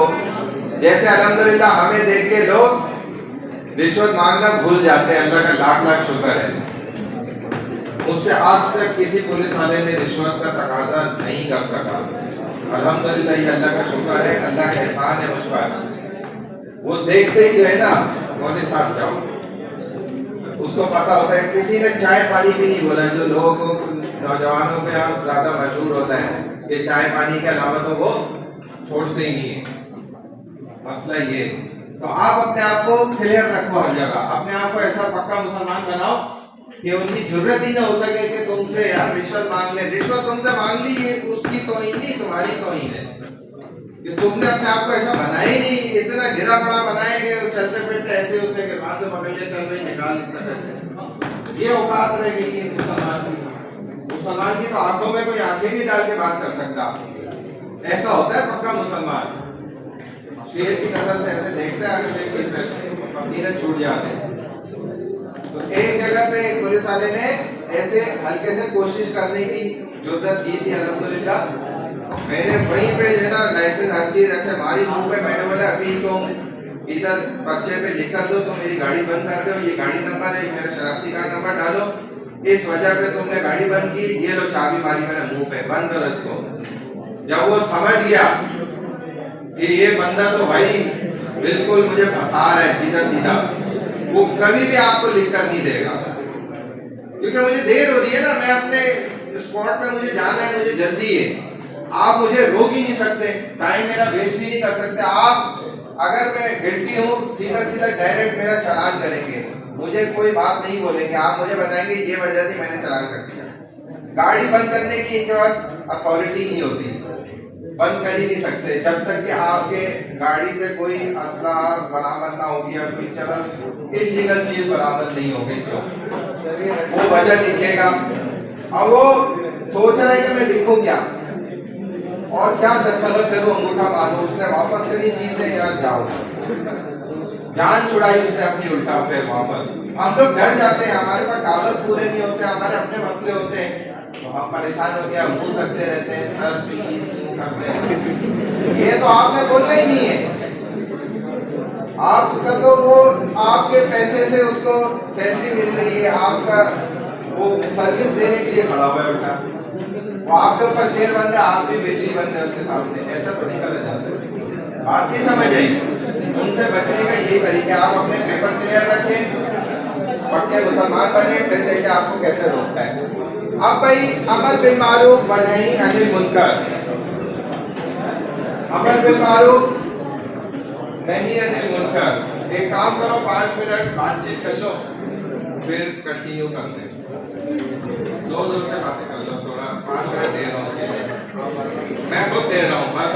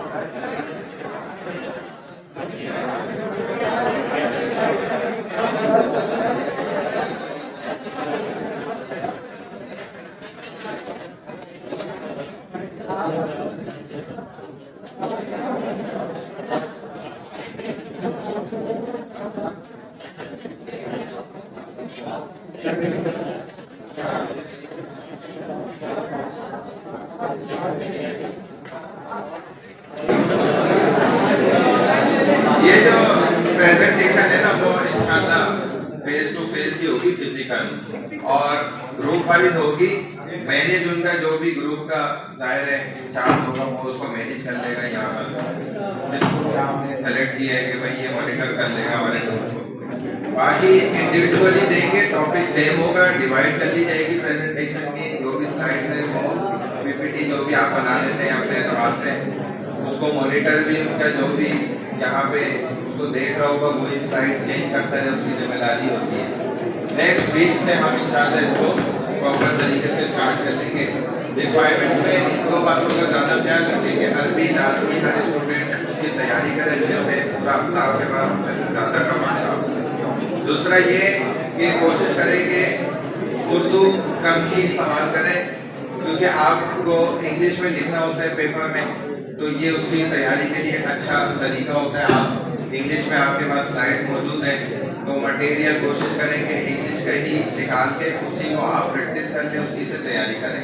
कम से कम जो है 2 मिनट से कम कोई स्टूडेंट ना बात करे, 2 मिनट तक एक लेंथ है, इतना तो कम से कम आप बात करें इधर आके, कॉन्फिडेंस के साथ, जोश वलवले के साथ कोशिश करें, बात करें। अच्छा भाई चले आप देखते हैं ये अमर बिल मारूफ और नही अनिल मुनकर। अमर कहते हैं ऑर्डर करने को और मारूफ कहते हैं अच्छाई को, और मुनकर कहा जाता है बुराई को, और नहीं कहते हैं ना करने को, यानी कि किसी काम के ना करने का हुक्म करना, ऑर्डर करना। जहां अल्लाह ताला ने बहुत से अच्छे काम करने का हुक्म किया है, वहां पर बुरे काम करने से मना करने का भी हुक्म अल्लाह पाक ने दिया है। तो अमर कहते हैं, मैं फिर बता रहा हूं, अमर हुक्म करना, ऑर्डर करना, और बिल मारूफ अच्छाई के साथ, नेकी के साथ, व नहीं और मना करना, अनिल मुनकर बुराई करने से। यानी कि इस सेंटेंस का मीनिंग ये हुए कि नेकी का हुक्म करना और बुराई से मना करना। ये बात समझ में आ गई? ये इस्लाम का एक बहुत ही अहम हिस्सा है। इस्लाम का अगर कहा जाए ना दूसरा चेहरा क्या है, तो बिल्कुल यही है, अमर बिल मारूफ नहीं अनिल मुनकर इस्लाम का दूसरा चेहरा है। यानी कि मुसलमान क्या करता है, अच्छाई के काम खुद भी करता है, औरों को भी हुक्म करता है, बुराई के काम से खुद भी बचता है और औरों को भी बचाता है। ये उसका एम ऑफ लाइफ है, जिंदगी का असल मकसद यही बात है। एक मुसलमान की सारी जिंदगी इसी में गुजर जाती है कि क्या काम उसने करने हैं और कौन से काम उसने नहीं करने हैं। दिस इज अमर बिल मारूफ व नही अनिल मुनकर। ये सारी जिंदगी का हमारा मसला है, सारी जिंदगी का मामला है। अमर बिल मारूफ नही अनिल मुनकर is a popular Quranic phrase. ये कुरान का सबसे मशहूर जुमला, जो मुसलमानों के यहाँ कुरान एक जबरदस्त किताब है, उसका सबसे पॉपुलर और मशहूर तरीन जो जुमला है ना, वो यही आयत है जो कुरान में अल्लाह ताला बार बार जिक्र फरमा रहे हैं कि अमरुम बिल मारूफी व नह्युन अनिल मुनकर। तुमने नेकी का हुक्म करना है और बुराई से रोकना है, ये तुम्हारी जिंदगी का असल मकसद है। अच्छा, इस पहले पार्ट का मतलब क्या है जो अमर बिल मारूफ है? कहते हैं इंजॉइनिंग दी मारूफ, ये तुमने नेकी के साथ जुड़ जाना है, एंड फॉरबिडिंग दी मुनकर, और बुराई से तोड़ जाना है, अलग हो जाना है। नेकी के अपने आप को करीब कर लो और बुराई से अपने आप को दूर कर दो। ये मकसद सिर्फ मुसलमान का होता है। मुसलमान के अलावा जितने भी गैर मुस्लिम हैं, उनमें किसी के अभी ये मकसद सिवाय चंद मज़ाहिब के, वो भी सिर्फ कौल की हद तक है, जबान की हद तक है, इन प्रैक्टिस नहीं है। देखा जाए तो हमारे यहाँ अल्हम्दुलिल्लाह इस पर बहुत ज़्यादा प्रैक्टिस मौजूद है। मारूफ मीन्स गुड, जो भी अच्छी चीज़ है, नोन जिसको हर कोई जानता है, वेल नोन अच्छे से जानता है, जनरली रिकॉग्नाइज्ड, बेनिफिशियंस, अप्रूव्ड बाय शरिया, जो भी इस्लाम शरीयत ने जिनको वेरीफाई किया है, अप्रूव किया है, हलाल करार दिया है, वो सब मारूफ कहलाते हैं, जिसको हर कोई जानता है। आप कहते हैं भाई वो मारूफ बंदा है, यानी कि उसको हर कोई जानता है, पहचानता है, उसको पता है हर एक को उसके बारे में। और enjoining the good be approve, नेकी जो है, यानी कि क्या मतलब हुआ मारूफ का? फर्स्ट मीनिंग ये हुए कि नेकी, अच्छे काम। सेकंड मीनिंग क्या हुआ? हलाल प्रोडक्ट्स, जितनी भी हलाल चीज़ें हैं वो सब की सब भी मारूफ के अंदर आती हैं। और फिर नेक्स्ट सेंटेंस इसमें जो है मुनकर, वो उसका उलट है मारूफ का, यानी कि बैड, इवल, जो भी बुराई की चीज़ें हैं और डिसअप्रूव्ड है, जिनको मना किया गया है, शरीयत ने उनसे रोका है। और इसका सेकंड मीनिंग क्या है कि हराम प्रोडक्ट्स, जितनी भी ममनुआ चीजें हैं इस्लाम शरीयत में, जिन चीजों से उसने रोका है, इस्लाम ने मना किया है, and forbid what is evil and disapprove, ये इसके सेकंड मीनिंग्स हैं, यहाँ पे देखो मौजूद है। Good and approved are the हलाल एंड लॉफुल इन इस्लाम, और इवल डिसअप्रूव्ड आर द हराम, ठीक है ना, प्रोहिबिटेड इन इस्लाम। अल्लाह ताला कुरान में क्या कहते हैं? वमा आताकुमुर रसूल, कि जो तुम्हें अल्लाह के रसूल दे दे उस चीज को फखुजूहु ले लो, वमा नहाकुम अन्हु फंतहू, और जिस चीज से तुम्हें रोक दे उससे बाज आ जाओ, उससे पीछे हट जाओ। ये बात समझ में आई सबको? अमर बिल मारूफ नही अनिल मुनकर, क्या मतलब हुआ कि नेकी के साथ खुद भी जुड़ जाना, औरों को भी जोड़ना, और बुराई से खुद भी बचना और औरों को भी बचाना। मारूफ के 2 मीनिंग्स क्या है, 2 माना क्या आते हैं? पहला मतलब क्या है मारूफ का, आप बता सकते हैं? What is the meaning of क्या मारूफ, क्या भला है? बताओ भाई।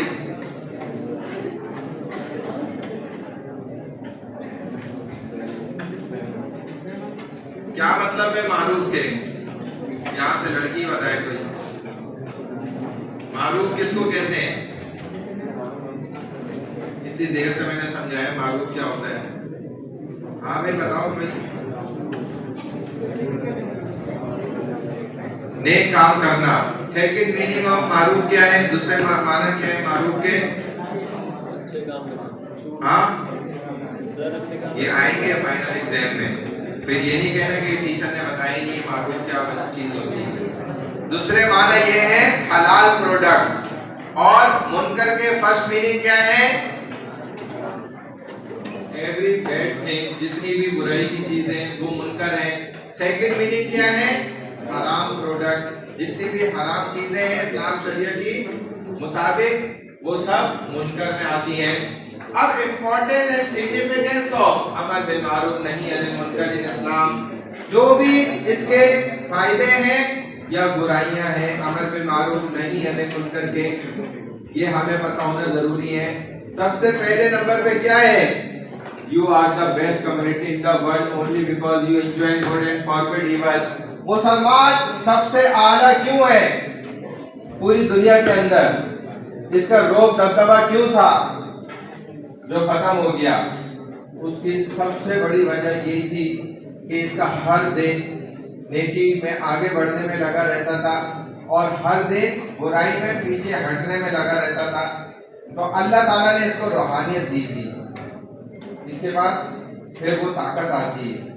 इंसान मुसलमान खुसूसन ताकतवर कब होता है? हम समझते ज्यादा खा के हो जाता है, ज्यादा से ज्यादा टैबलेट खा ले, उसको ज्यादा भूख लगे, फिर ज्यादा खाना खाए दबा के तो शोल्डर बन जाए, फिर इतने मसल बन जाए, इतने पैक्स हो जाए, तो बैक्स हो जाए, तो ये हो जाए, तो वो हो जाए। इससे इंसान ताकतवर नहीं होता। अल्लाह के रसूल सल्लल्लाहु अलैहि वसल्लम ने सहाबा से पूछा, बताओ कौन है ताकतवर? या रसूल अल्लाह, पहलवान ताकतवर होता है। आपने फरमाया नहीं। ताकतवर कौन होता है? जिसके पास रूहानी ताकत है वो हकीकत में ताकतवर है। बात समझ में आ रही है? तो रूहानी ताकत कब आती है? जब आप अमर बिल मारूफ और नहीं अनिल मुनकर करते हैं तो आप ताकतवर बनते चले जाते हैं रोजाना, वरना आप खुशबुसे बस एक गुब्बारे की तरह हैं कि इधर पिन लगी और खुश पड़ गए एकदम। तो उसमें क्या होता है, कितनी भी हवा डाल दो कुछ नहीं होता। तो असल ताकत मुसलमान की रूहानी एतबार से है। अगर वो वाकई में ये काम करता है तो ठीक है, अपने आप को नेकियों में आगे बढ़ा रहा है, बुराइयों में पीछे लेके जा रहा है, तो वेल एंड गुड भाई, जबरदस्त, बहुत अच्छे। और नहीं है ये चीज तो वो इसका मतलब क्या है, बेचारा खुशखुशा है। तो दुनिया में सबसे ज्यादा मुसलमान की हैसियत और औकात सबसे पहले इस वजह से थी। आप दोनों को मोबाइल के साथ बाहर भेजना चाह रहा हूँ मैं, ये आपकी साथ वाली को भी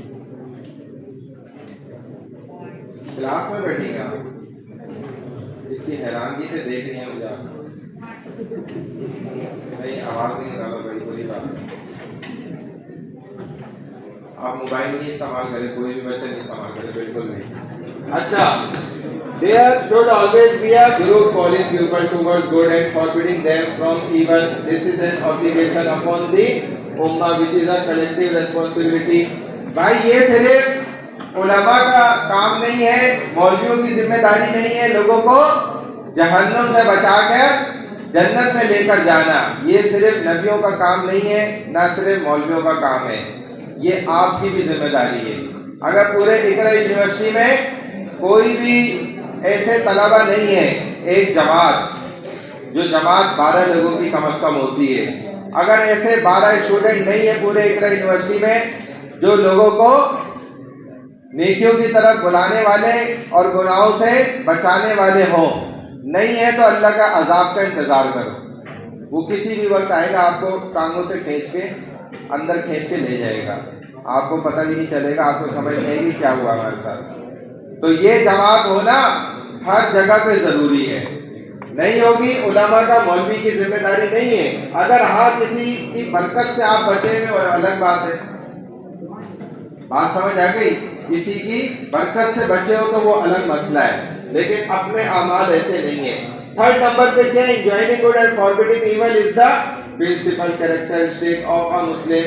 ये इंसान में खुसूसन मुसलमान का अपना पेशा है, उसका पेशवा है, उसका ईमान, उसका दीन इस्लाम जो है जिस पर वो सारी जिंदगी अमल करके दिखाता है। Believer in Islam male and female should not only possess this character but also mutually cooperate in the promotion of good and the prohibition of evil। उसकी जिंदगी का हर लम्हा उसको नेकी के करीब कर रहा है या बुराई के करीब कर रहा है। हर लम्हे आप या तो जन्नत के करीब जा रहे हैं या फिर दोज़ख के करीब जा रहे हैं। ऐसा हो ही नहीं सकता कि आप किसी भी एक के करीब ना जा रहे हो।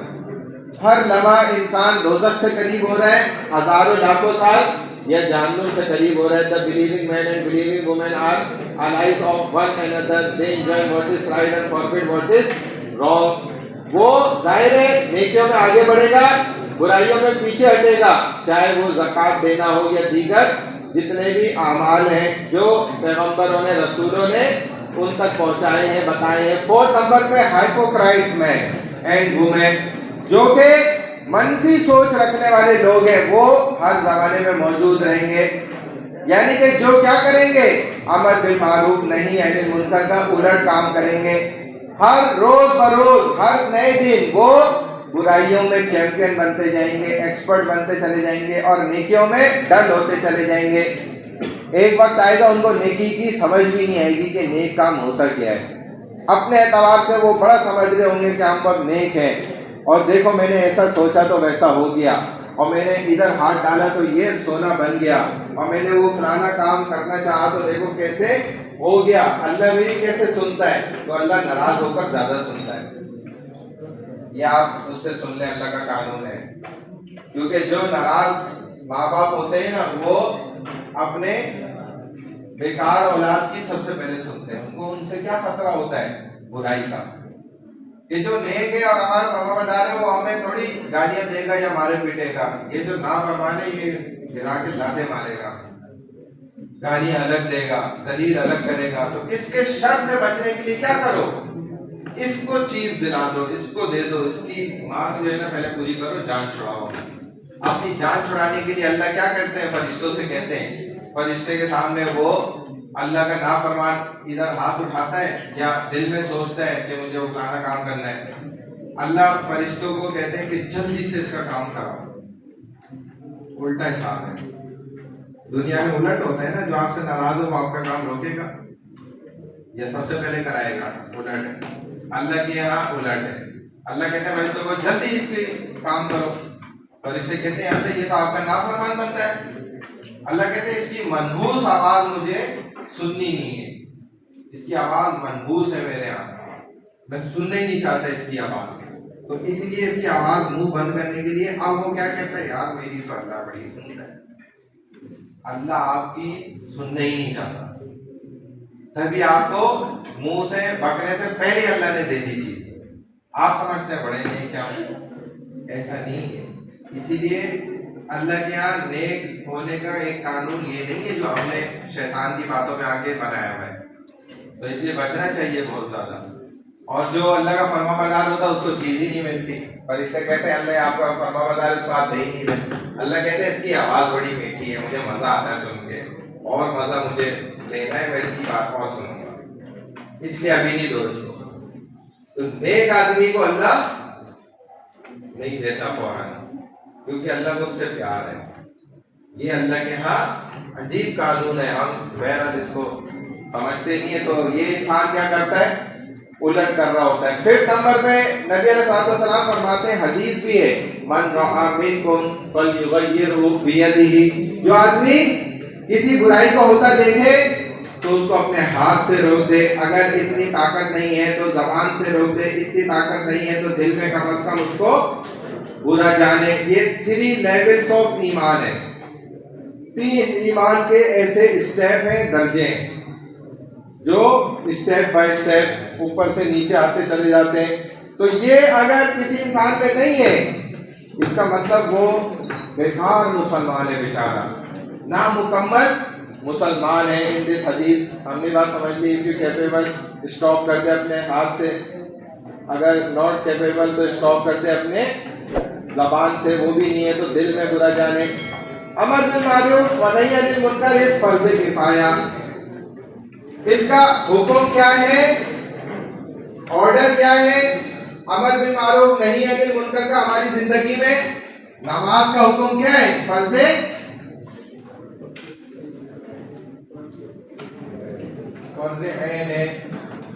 यानी कि आपने अपने वालिदैन से भी नहीं इजाजत लेनी, परमिशन लेनी, आप किसी से पूछेंगे नहीं नमाज के लिए, सर मैं नमाज के लिए जा सकता हूँ, अगर आप पूछ रहे हैं तो आप बहुत ही घटिया मुसलमान हैं, बड़ी माजरत के साथ, क्योंकि हम पूछते हैं बहुत माजरत के साथ। आपने कोई गलत काम करना हो, आप कभी नहीं पूछ के जाते, सर मैं चला जाऊँ वो करने में, आप पूछेंगे नहीं पूछते। इतने अच्छे और बड़े काम के लिए अल्लाह कह रहे हैं उससे भी पूछने की जरूरत नहीं है, ना नबी से पूछने की जरूरत है, ना तुम्हें कोई इसकी परमिशन लेने की किसी से जरूरत है। बात समझ आ रही है? ये इतना ऊंचा और बड़ा काम है। इस नमाज के लिए आप किसी को ये भी नहीं कह सकते कि आओ चले नमाज पढ़ने। ये क्या है, नमाज की तौहीन है। आओ यार नमाज का वक्त हो गया, चलते हैं, ये गुनाह है। आपने गुनाह कमाया, सवाब नहीं कमाया। अगरचे उसने जाके नमाज भी पढ़ ली, भाई सुन लो, गौर से सुन लो, ये हम बोलते हैं, हम जाते हुए क्या कहते हैं कि भाई नमाज के लिए जा रहा हूँ, आ जाएगा तू भी चल साथ, ये गुनाह है, नमाज की तौहीन है। क्योंकि अजान किस लिए हुई है, किसको सुनाने के लिए हुई है, अजान किस लिए?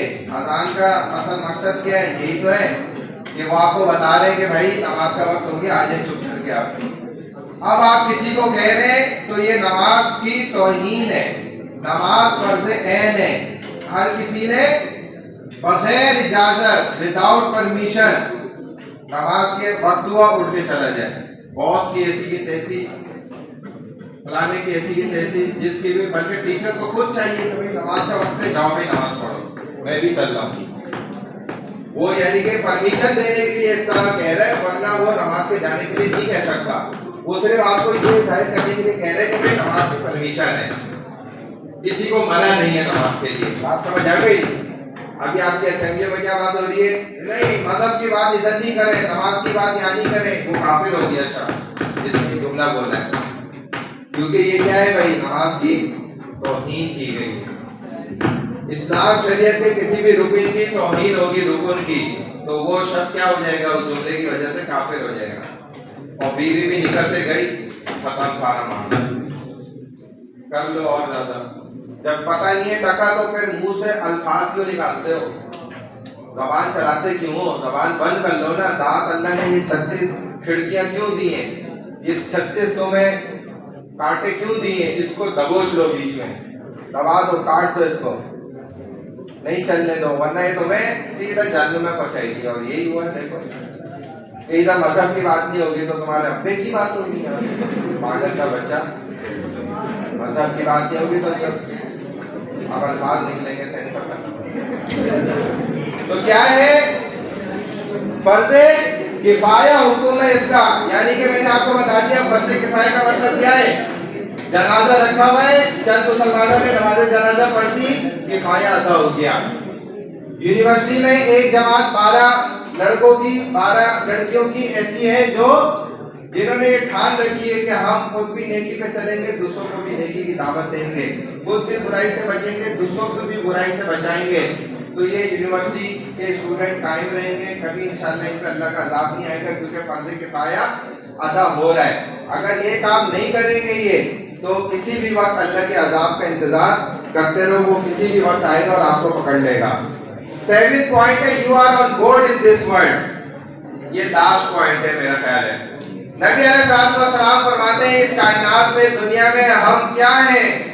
एक बहुत बड़ी शिप पर हैं, एक बहुत बड़ा पानी का बेड़ा है जो बहुत बड़ा सा होता है, जिसमें आपको पता है बहुत सारे कंटेनर रखकर जो है वो माल पहुंचाया जाता है समंदरी रास्तों के जरिए से।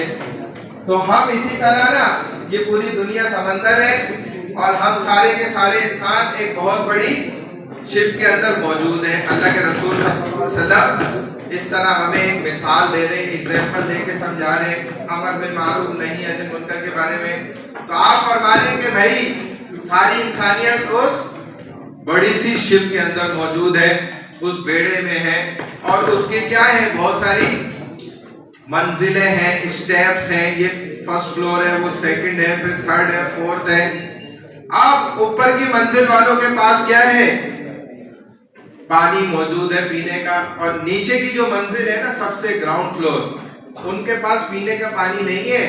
वो ऊपर वालों के पास जाते हैं, वहां से मिनरल वाटर भरते हैं और ठंडा ठंडा पानी पी लेते हैं। तो अब ये बार बार नीचे वाले ऊपर जाते हैं, जिसकी वजह से ऊपर वाले उनको बार बार देखते हैं, यार ये बार बार हमारे डिस्पेंसर से पानी पीने आ जाते हैं यहाँ पे नीचे वाले लोग जो है सारे। अब इनको लगता है कि यार इनको बुरा महसूस हो रहा है, बार बार हमें देख रहे हैं, हम बार बार ऊपर जाके सब पानी पीते हैं, इनको तकलीफ भी होती है। अब वो उनसे कहते हैं यार ठीक है, अब हम ऊपर नहीं आएंगे, हम समंदर के अंदर एक सुराख कर रहे हैं, बोर्ड के अंदर से शिप के अंदर हम एक नीचे सुराख खोल रहे हैं जहां से पानी अंदर आ जाएगा, हम उसको मिनरल बना के पी लेंगे। तो अब क्या होगा? इनका सुराख करना क्या फायदा देगा इनको या नुकसान देगा? भाई जाहिर है कि इतने बड़े पानी के बहरी जहाज के अंदर, बेड़े के अंदर जो है समंदर में सुराख कर लेना अंदर से, उसको क्या करना है? आग लगाने के बराबर है, वो तो डूब जाएगा फिर। तो अगर अब ये ऊपर वाले इन बेवकूफों को नहीं रोकेंगे, वो कहेंगे कि हाँ आप सुराख कर लें, मिनरल वाटर बनाए, पीते रहे नीचे ही, तो क्या होगा? ऊपर वाले बच जाएंगे, वो भी साथ ही मरेंगे बेचारे। बात समझ आ रही है? तो यही दुनिया की सेम एग्जिटिव मिसाल है कि अगर इस दुनिया की इंसानियत ने इन बेवकूफों को, इस भेड़े को गरक करने से नहीं बचाया, तो वो खुद भी मरेंगे उसमें। क्या मतलब कि नेक लोग अगर बुरे लोगों को नहीं रोकेंगे, रोकना छोड़ देंगे कि इनको इनके हाल पे छोड़ दो, तो उसका नुकसान इन नेक लोगों को भी पहुंचेगा। दुनिया के अंदर सबको नुकसान पहुंचता है। नबी अलैहिस्सलाम से पूछा गया अगर बुरे लोगों को कोई अजाब आएगा तो क्या नेक लोग भी उसमें शामिल होंगे? तो नबी अलैहिस्सलाम ने फरमाया कि बिल्कुल होंगे। दुनिया में तो ऐसा ही होता है, लेकिन आखिरत में ऐसा नहीं होगा। आखिरत में क्या होगा? अल्लाह सबको अलग कर देंगे। चलो भाई ये उस पार्टी का बंदा है जहन्नुम में जाने वाला, ये इधर नेकों की पार्टी का बंदा है, इसको इधर डालो। ये सारे वो उधर पीटीआई वाले हैं, ये सारे फलानी जमात वाले, ये उधर वो फलानी जमात वाले, ये मौलाना फजल रहमान साहब वाले जन्नत में जाएंगे, इधर कर दो, ये वो फलाने। बात समझ आ रही है? तो उधर आके असल खुल जाएगी और सब पता चल जाएगा कौन डीजल बेच रहा था, कौन खरीद रहा था, और मौलवी साहब किधर थे। बात समझ आ रही है? ये तो वहां सब हकीकत पता चल जाएगी, चट्टा बट्टा सब खुल जाएगा। अगर वाकई काम किया तो हम तो कह रहे हैं ना कि तुम जाओ केस करो, उनको पकड़ो ना, क्यों नहीं पकड़ते? इसके दो ही मतलब है ना पकड़ने के। पहला मतलब ये है कि तुम सिर्फ बातें कर सकते हो, दूसरा मतलब ये है कि तुम्हारा निजाम ही खराब है। बात नहीं समझ आई? 4 साल तुम्हारे पास था ना, तुमने क्या उखाड़ा? खुद उखाड़ दिया तुम्हें मौलाना ने। 4 साल तुम्हें समझाया, तुमने ना कर दी, उन्होंने बोला चल बेटा डबले उस्ताद निकल। क्योंकि भाई अल्लाह के बाद जो है इस कायनात में, दुनिया में सबसे बड़ी ताकत किसकी है? मौलवी की है। आप कुछ भी कर लो, इसको जिंदगी से कहीं निकाल ही नहीं सकते। पूरा पाकिस्तान इसके दिमाग पे चल रहा है अल्हम्दुलिल्लाह। ऐसे आदमी को किसी पौधे की भी जरूरत नहीं होती, ना किसी सीड की जरूरत होती है, उसका दिमाग ऐसा काम करता है माशाल्लाह कि फिर सारी एजेंसियां भी मजबूर होती हैं, सारी ताकतें भी मजबूर होती हैं, सब बंदे हर कोई मजबूर होके कहता है भाई आवे आवे मौलवी आवे मौलाना आवे बस। और क्या करें, आप निकाल ही नहीं सकते अपनी जिंदगी से, निकाल के दिखाओ। आप हर किसी को निकाल सकते हैं। देखें मेरी डॉक्टर मेरी जिंदगी में नहीं है अल्हम्दुलिल्लाह, देखो मैंने साबित कर दिया ना। आप निकाल ही नहीं सकते, करके दिखा दो, नामुमकिन है। आपने पूरी कोशिश करी है लेकिन आप थक हार के बैठ गए। अंग्रेज ने आपसे बहुत पूरी कोशिश कराई है लेकिन आप नहीं कर सकते, मेहनत या आपके बस की बात नहीं है। If you do not carry out your responsibility, last point है गालमन ये कि अगर देखें आप अपनी जिम्मेदारियां पूरी नहीं करेंगे, सबसे बड़ी जिम्मेदारी मुसलमान पे क्या है? अमर बिल मारूफ नहीं अनिल मुनकर की। अगर आपने नेकी का हुक्म करना छोड़ दिया, बुराई से रोकना छोड़ दिया, तो अब क्या होगा अल्लाह की तरफ से? ये सुन लो, फिर ये होगा कि अल्लाह सुब्हानहू व तआला, नबी अलैहि सलाम फरमाते हैं, by him in whose hand my life is, you either enjoy good and forbid evil, or Allah will certainly soon send his punishment to you। अल्लाह की तरफ से आप पर सजा वारिद होगी, then you will make supplication and it will not be accepted। फिर आपके नेक लोग, और वो चाहे उलमा ही क्यों ना हो और अल्लाह वाले ही क्यों ना हो और अल्लाह के घर में मौजूद क्यों ना हो, बैतुल्लाह में हो, और फिर अल्लाह के घर की दीवारों के साथ लटकी भी उन चादरों को पकड़ के भी रो रहे हो और पाकिस्तान के लिए दुआएं कर रहे हो, और फिर भी अल्लाह उनकी दुआओं को नहीं सुनेगा। जो लोग ये बात करते हैं ना कि इतने बड़े बड़े अल्लाह वाले बैठे हुए, उनकी दुआएं हैं और वो अल्लाह से कितना मांग रहे हैं, क्या कुछ नहीं हो रहा, फिर ये अज़ाब हमारे ऊपर क्यों आया हुआ है? तो ये अपने हाथों की वजह से अल्लाह उनकी भी देगा, क्योंकि आपके अमाल सही नहीं हो रहे ना। बात समझ आ रही है? फिर उन ऐसे करीबी ताल्लुक वालों की भी अल्लाह नहीं बात सुनता, वो दुआएं करते हैं और वो कबूल नहीं होती दुआएं। उसकी असल वजह हम रुकावट बन रहे होते हैं, क्योंकि अल्लाह तो उनसे मोहब्बत करता है, अल्लाह उनकी बात को सुनना भी चाहता है, लेकिन असल मसला क्या हुआ हुआ है? मेन मसला ये हुआ हुआ है कि हमारे ज़हरल फसाद फिल बर्री, हाथों की वजह से खुशकी में भी और समंदर के अंदर भी जो सारी आफात आई हुई हैं, बिमा कसबत ऐदिन नास, ये लोगों के अपने हाथों के आमाल की वजह से आई है। बात समझ आ रही है भाई? बात समझ आई भाई सबको? ये तो क्या है कि अगर अपनी दुआएं भी कबूल करना चाहते हो, सरों से ऊपर अल्लाह तक आपकी बात चली जाए, तो आपको अमर बिल मारूफ नहीं अनिल मुनकर का काम जरूर करना पड़ेगा। यानी कि आपको तबलीग की मेहनत भी करनी पड़ेगी, आसान लफ्जों में ये समझ लो।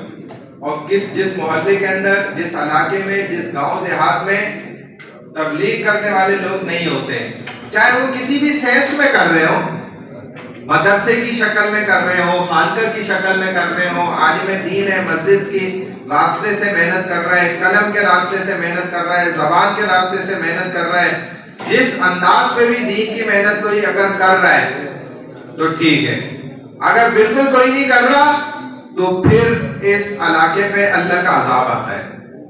और ऐसे अजाबात देखे भी गए। बास जगहों पर दीन की मेहनत करने वाले लोग पहुंचे और उनको अल्लाह वालों ने दिखाया कि भाई अगर ये लोग, ये जमात इस इलाके में नहीं आती ना तो अगले दिन ही ये इलाका गायब कर देते हैं यहाँ से। और ऐसे हुए भी हैं बहुत से वाक़यात, क्योंकि वहां क्या हो गया, 40 दिन ऐसे गुजर गए, कोई भी दीन की मेहनत की बात करने वाला, काम करने वाला मौजूद नहीं था। यहाँ तक बात समझ आ गई भाई? ठीक है भाई, बात ये है इन शॉर्ट के मैं जो हूँ वो जल्दी सो जाता हूँ और कोशिश होती है जल्दी उठ जाऊँ। तो खैर मैं रात में किसी मजबूरी की वजह से देर से सोया, घर वालों की तबीयत कुछ गड़बड़ थी, फिर वो मैं 2 बजे उठ गया क्योंकि उनको लेके फिर अस्पताल गया तो उनका ऑपरेशन हुआ और माशाल्लाह से जो है हमारे यहाँ मुन्ना पैदा हुआ।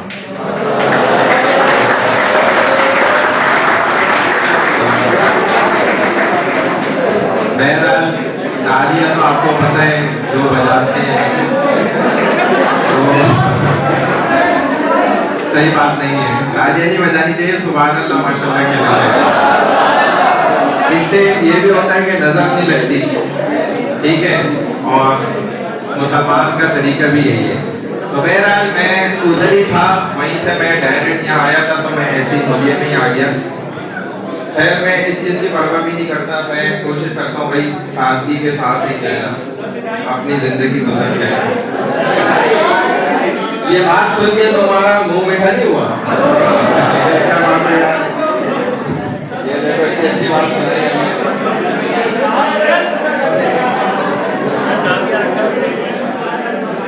तो खैर हमारा माशाल्लाह मुन्ना हुआ ना तो थोड़ा वो नींद का भी असर होगा और खैर मैं बगैर उसके आ भी गया, कोई मसला नहीं है।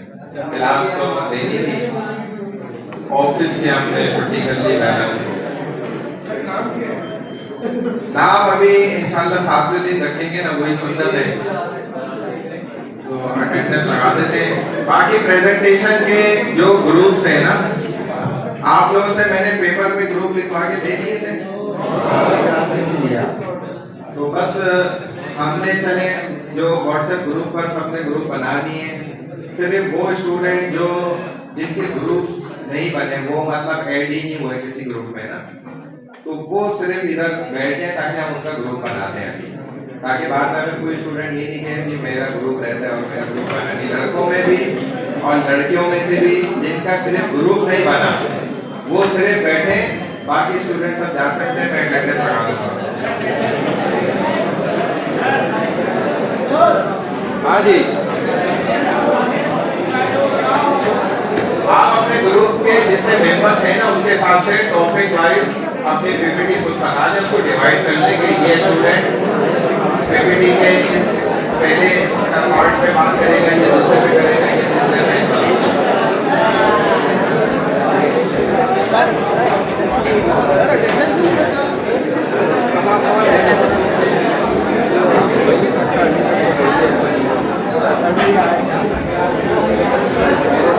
कोई एक भी बच्चा ऐसा नहीं है अभी की है, दोनों देखो 8 के ऊपर कोई नहीं होगा या 7 से, ये अभी की मैंने लगा के अब मैं दोबारा ही लगाऊंगा तो नहीं होगा।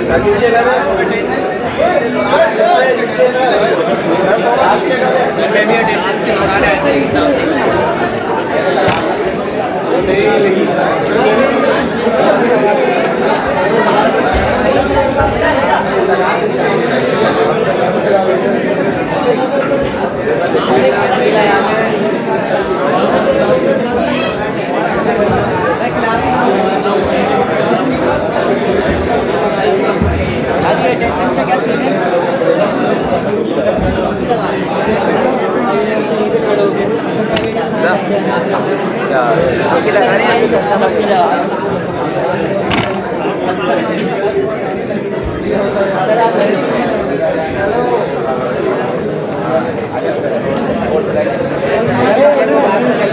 वो आ गया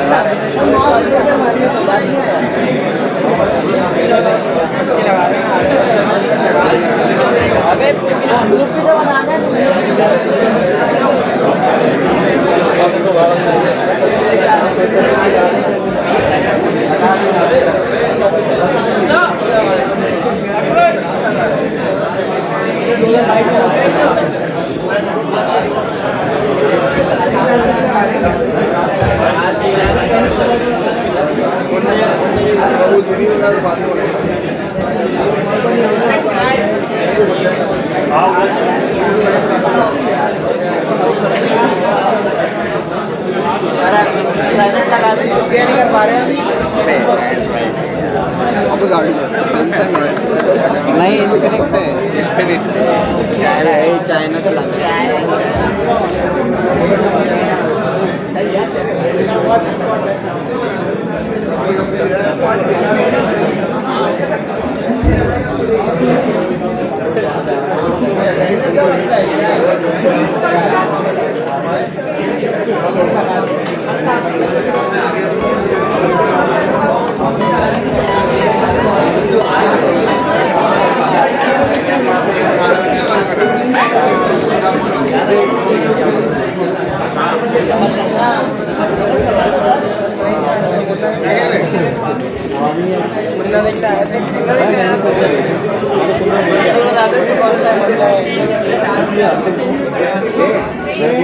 ये किसका मोबाइल है?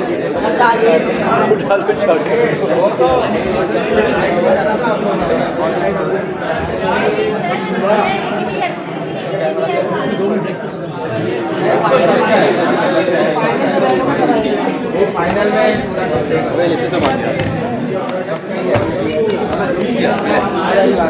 सही से बांध दो, इसको तो बुलाओ, कोई नहीं है, सब देख रहे हैं। आ जाए आप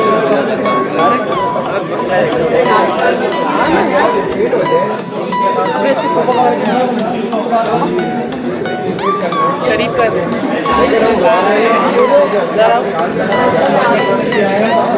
हम लोग जा रहे हैं बाहर, मतलब हम लोग जा रहे हैं तो ड्राइविंग साथ खड़े रहो, ड्राइविंग साथ खड़े रहो।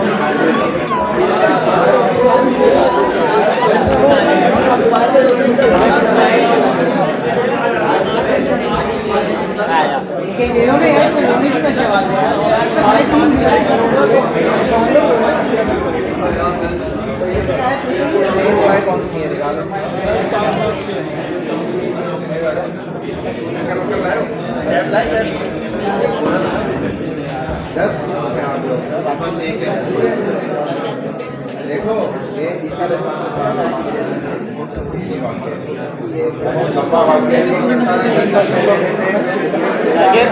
सागिर यही आप 10 बाकी को बयान कर सकते इसी तरह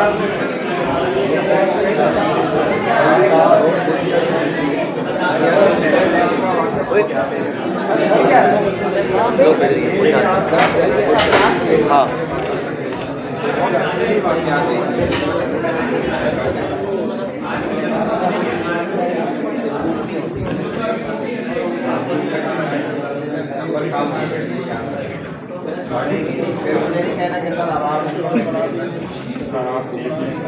एक नंबर का है ना, मैं कर दूंगा। 2 नंबर है तो फाइनल में कंट्रोल आप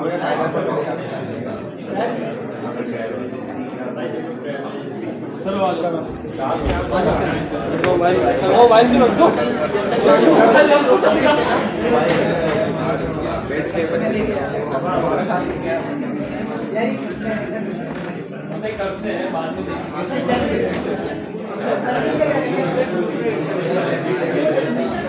हमारा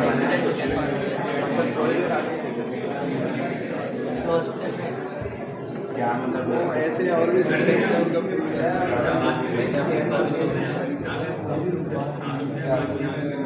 फाइनल में पहले बात मुझे बता देना, आ जाओ मेरा असिस्टेंट गलत बात भाई को याद आ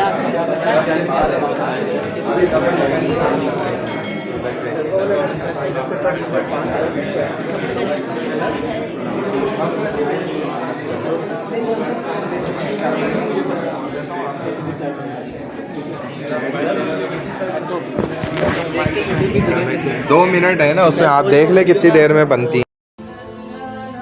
Thanks for watching. Don't forget to like, comment, share and subscribe to Famous Scholar को सब्सक्राइब करके बेल आइकन पे जरूर क्लिक करें। जज़ाकल्लाह।